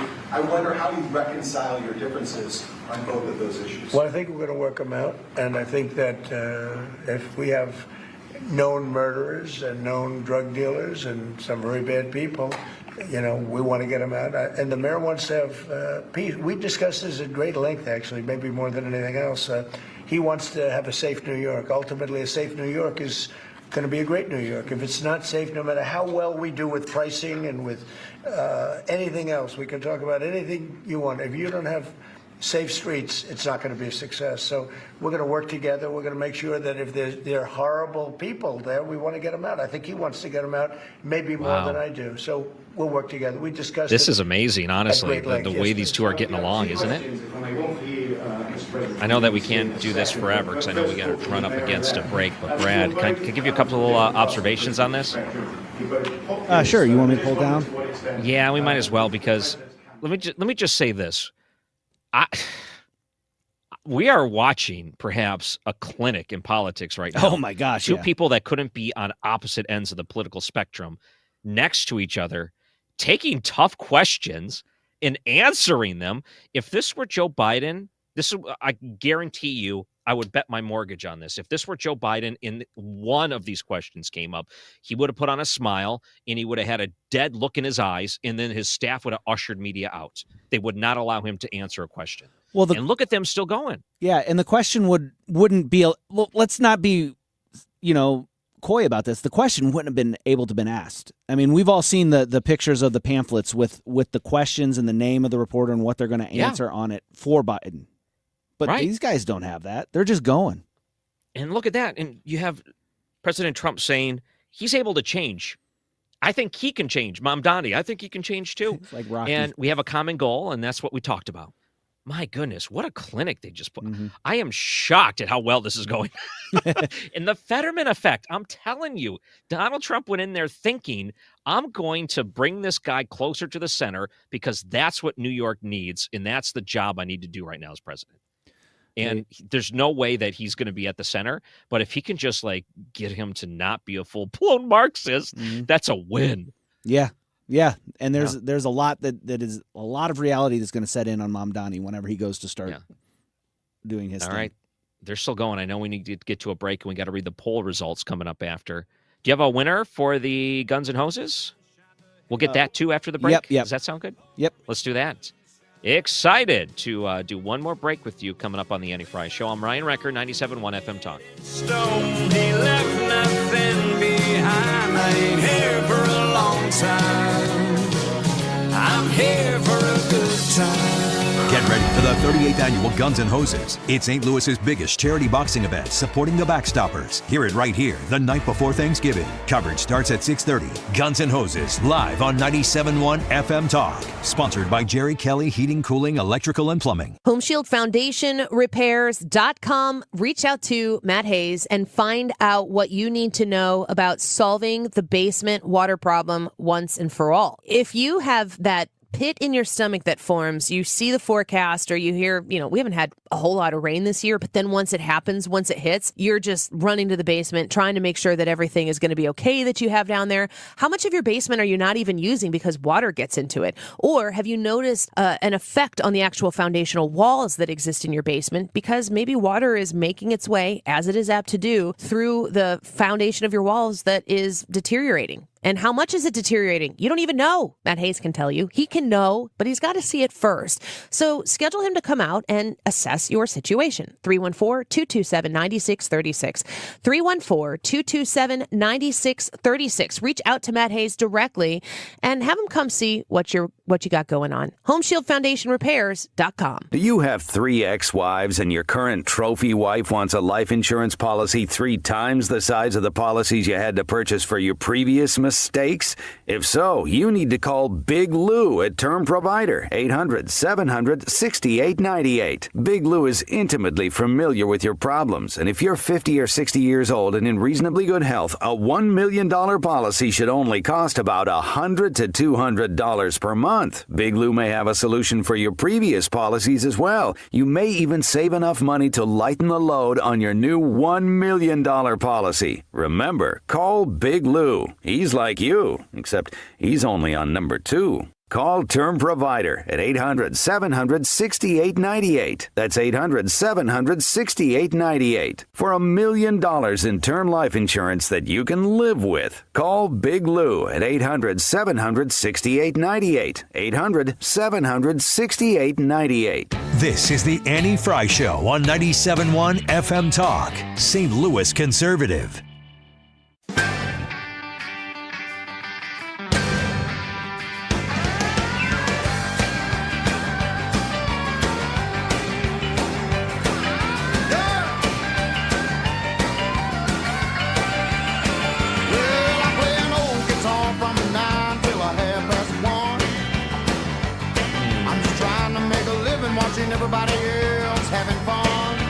I think I got the theme, and I'm going to stick with belly-aching country songs. Man, not one of these songs was belly aching. These were all happy country songs. Oh, happy country songs. Happy country songs. I guess I didn't pick up on that. All right, happy country songs. Nice, Brad. You did great work today. They do exist. Right now at the White House, President Trump and Mamdani are still answering questions from the press. Yeah. They are putting on a clinic right now. I mean, this is great. Yeah, this could is go great. This could go for an hour or more. I mean, we've seen these before. It's like you could take it. He'll go 2 hours. It's so different. It's so much different than when Joe Biden was there, because Joe Biden, you get like 2-3 questions and he's like, all right. And then you'd hear the White House staffers, thank you, press. And then you got 0 questions. I don't know where because he just wasn't there. He wasn't present for things like this, moments like this. When did Joe Biden ever reach out to someone that was, ideology was so different than his? Can you think of any examples? No, and he wouldn't even he wouldn't even call Vladimir Putin while there's a war going on. He wouldn't communicate with him. Like, I'll show him, I'll not talk to him. Vladimir Putin doesn't care if you don't talk to him. If you want to end that war, you got to contact him. Okay. Well, he didn't, and he just wanted to give endless money to Ukraine to keep this going, which is not the right route. So, wow, they're still going in the White House. I'll tell you what, Mark Reardon, I'm sure he's watching this, and I'm sure he can't wait to get on the air because this is going to be great for him. So let's take a look at the poll question and answers. Do we have some results? Oh, and did you get the winner for? The winner is Jason from Pacific. So, Jason, congratulations! Thanks for listening. Hopefully, I might see you on Wednesday night because I'll be at the event. So if you see me, stop me, say, "Hey, I'm Jason." If you won tickets, you see me, stop me and say hi. I'll say hi to you. I'm not a big leaguer. I'm just a producer around here. I'd be happy to talk to you. Big leaguer. Yeah. Keep in mind, the big leaguer had his whole team abandon him today. Yes. So you said, "Hey, may the best caller win." Yeah. So Jason is the best caller today. Is that right? Yeah. All right. He won. Poll question's a good one. I can't wait to see some of these answers. Well, I've got some that the commenters have said. Andy, let's read the question again. Okay. Oh yeah, you do that. I can pull these up. Okay. Yeah. So the question is, would you rather end up on Epstein's List or the Titanic? And the two options were Epstein's List. I'd rather have my reputation sink. Titanic, iceberg over indictments. So Andy is a chatter, and he said I'd be third class on Titanic, almost certain death. Seems like an easy choice. Not every name on the list is a pedo or criminal. So Andy is saying that he would want to be, I am assuming, on the Epstein List, not on the Titanic, because he would be in the third class and sink with the ship. This person says, I chose Epstein, which is horrific, but I'm already hyperventilating at the thought about being in the vast ocean of water. So this person believes that they will end up on the life raft, and they will just be floating out in the North Atlantic. We got Jaws here, who says, Titanic, survive or die. If I survive, you are blessed. Epstein, no matter what you do, you are tainted forever. So for Jaws, it's more important about the reputation. Russell says, I'd rather be on the Dr. Jeffrey Epstein list. I'm due for my 6-month checkup anyway. The neurologist, okay. Yeah. Jackie says, I voted Titanic. If I die, I know where I'm going. If I live, at least I'm not on the Epstein list. Mm-hmm.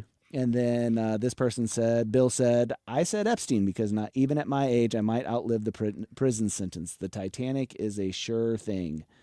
And then Mad says, poll, Titanic. If I'm on the Titanic, I'm home. I'm home, baby.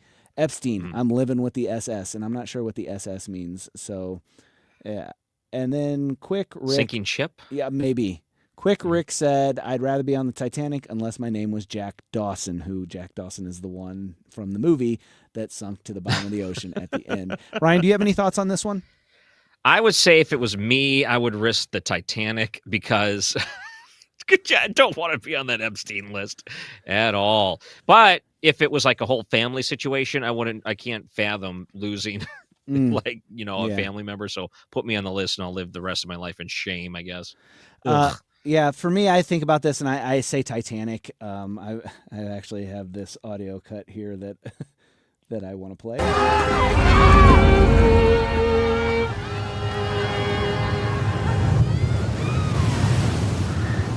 Gentlemen, it has been a privilege playing with you tonight. As you go down. Yeah, as I go what was down. The poll results? So I know we only got a couple seconds here. Poll results are with over 100 votes. Epstein List, 31%. Titanic, 69%. More people, 6-7. No, it wasn't 6. Okay, so they would rather take their chances with the Titanic than the Epstein List. I'm in that same boat, pun intended, I guess. Brad, have a great weekend. It was so fun working with you today, and you're so great to make all this happen. I guess I'll talk to you soon. Have a great weekend. It's time now for today's Spotlight on Money. What happens to your social media accounts after you die?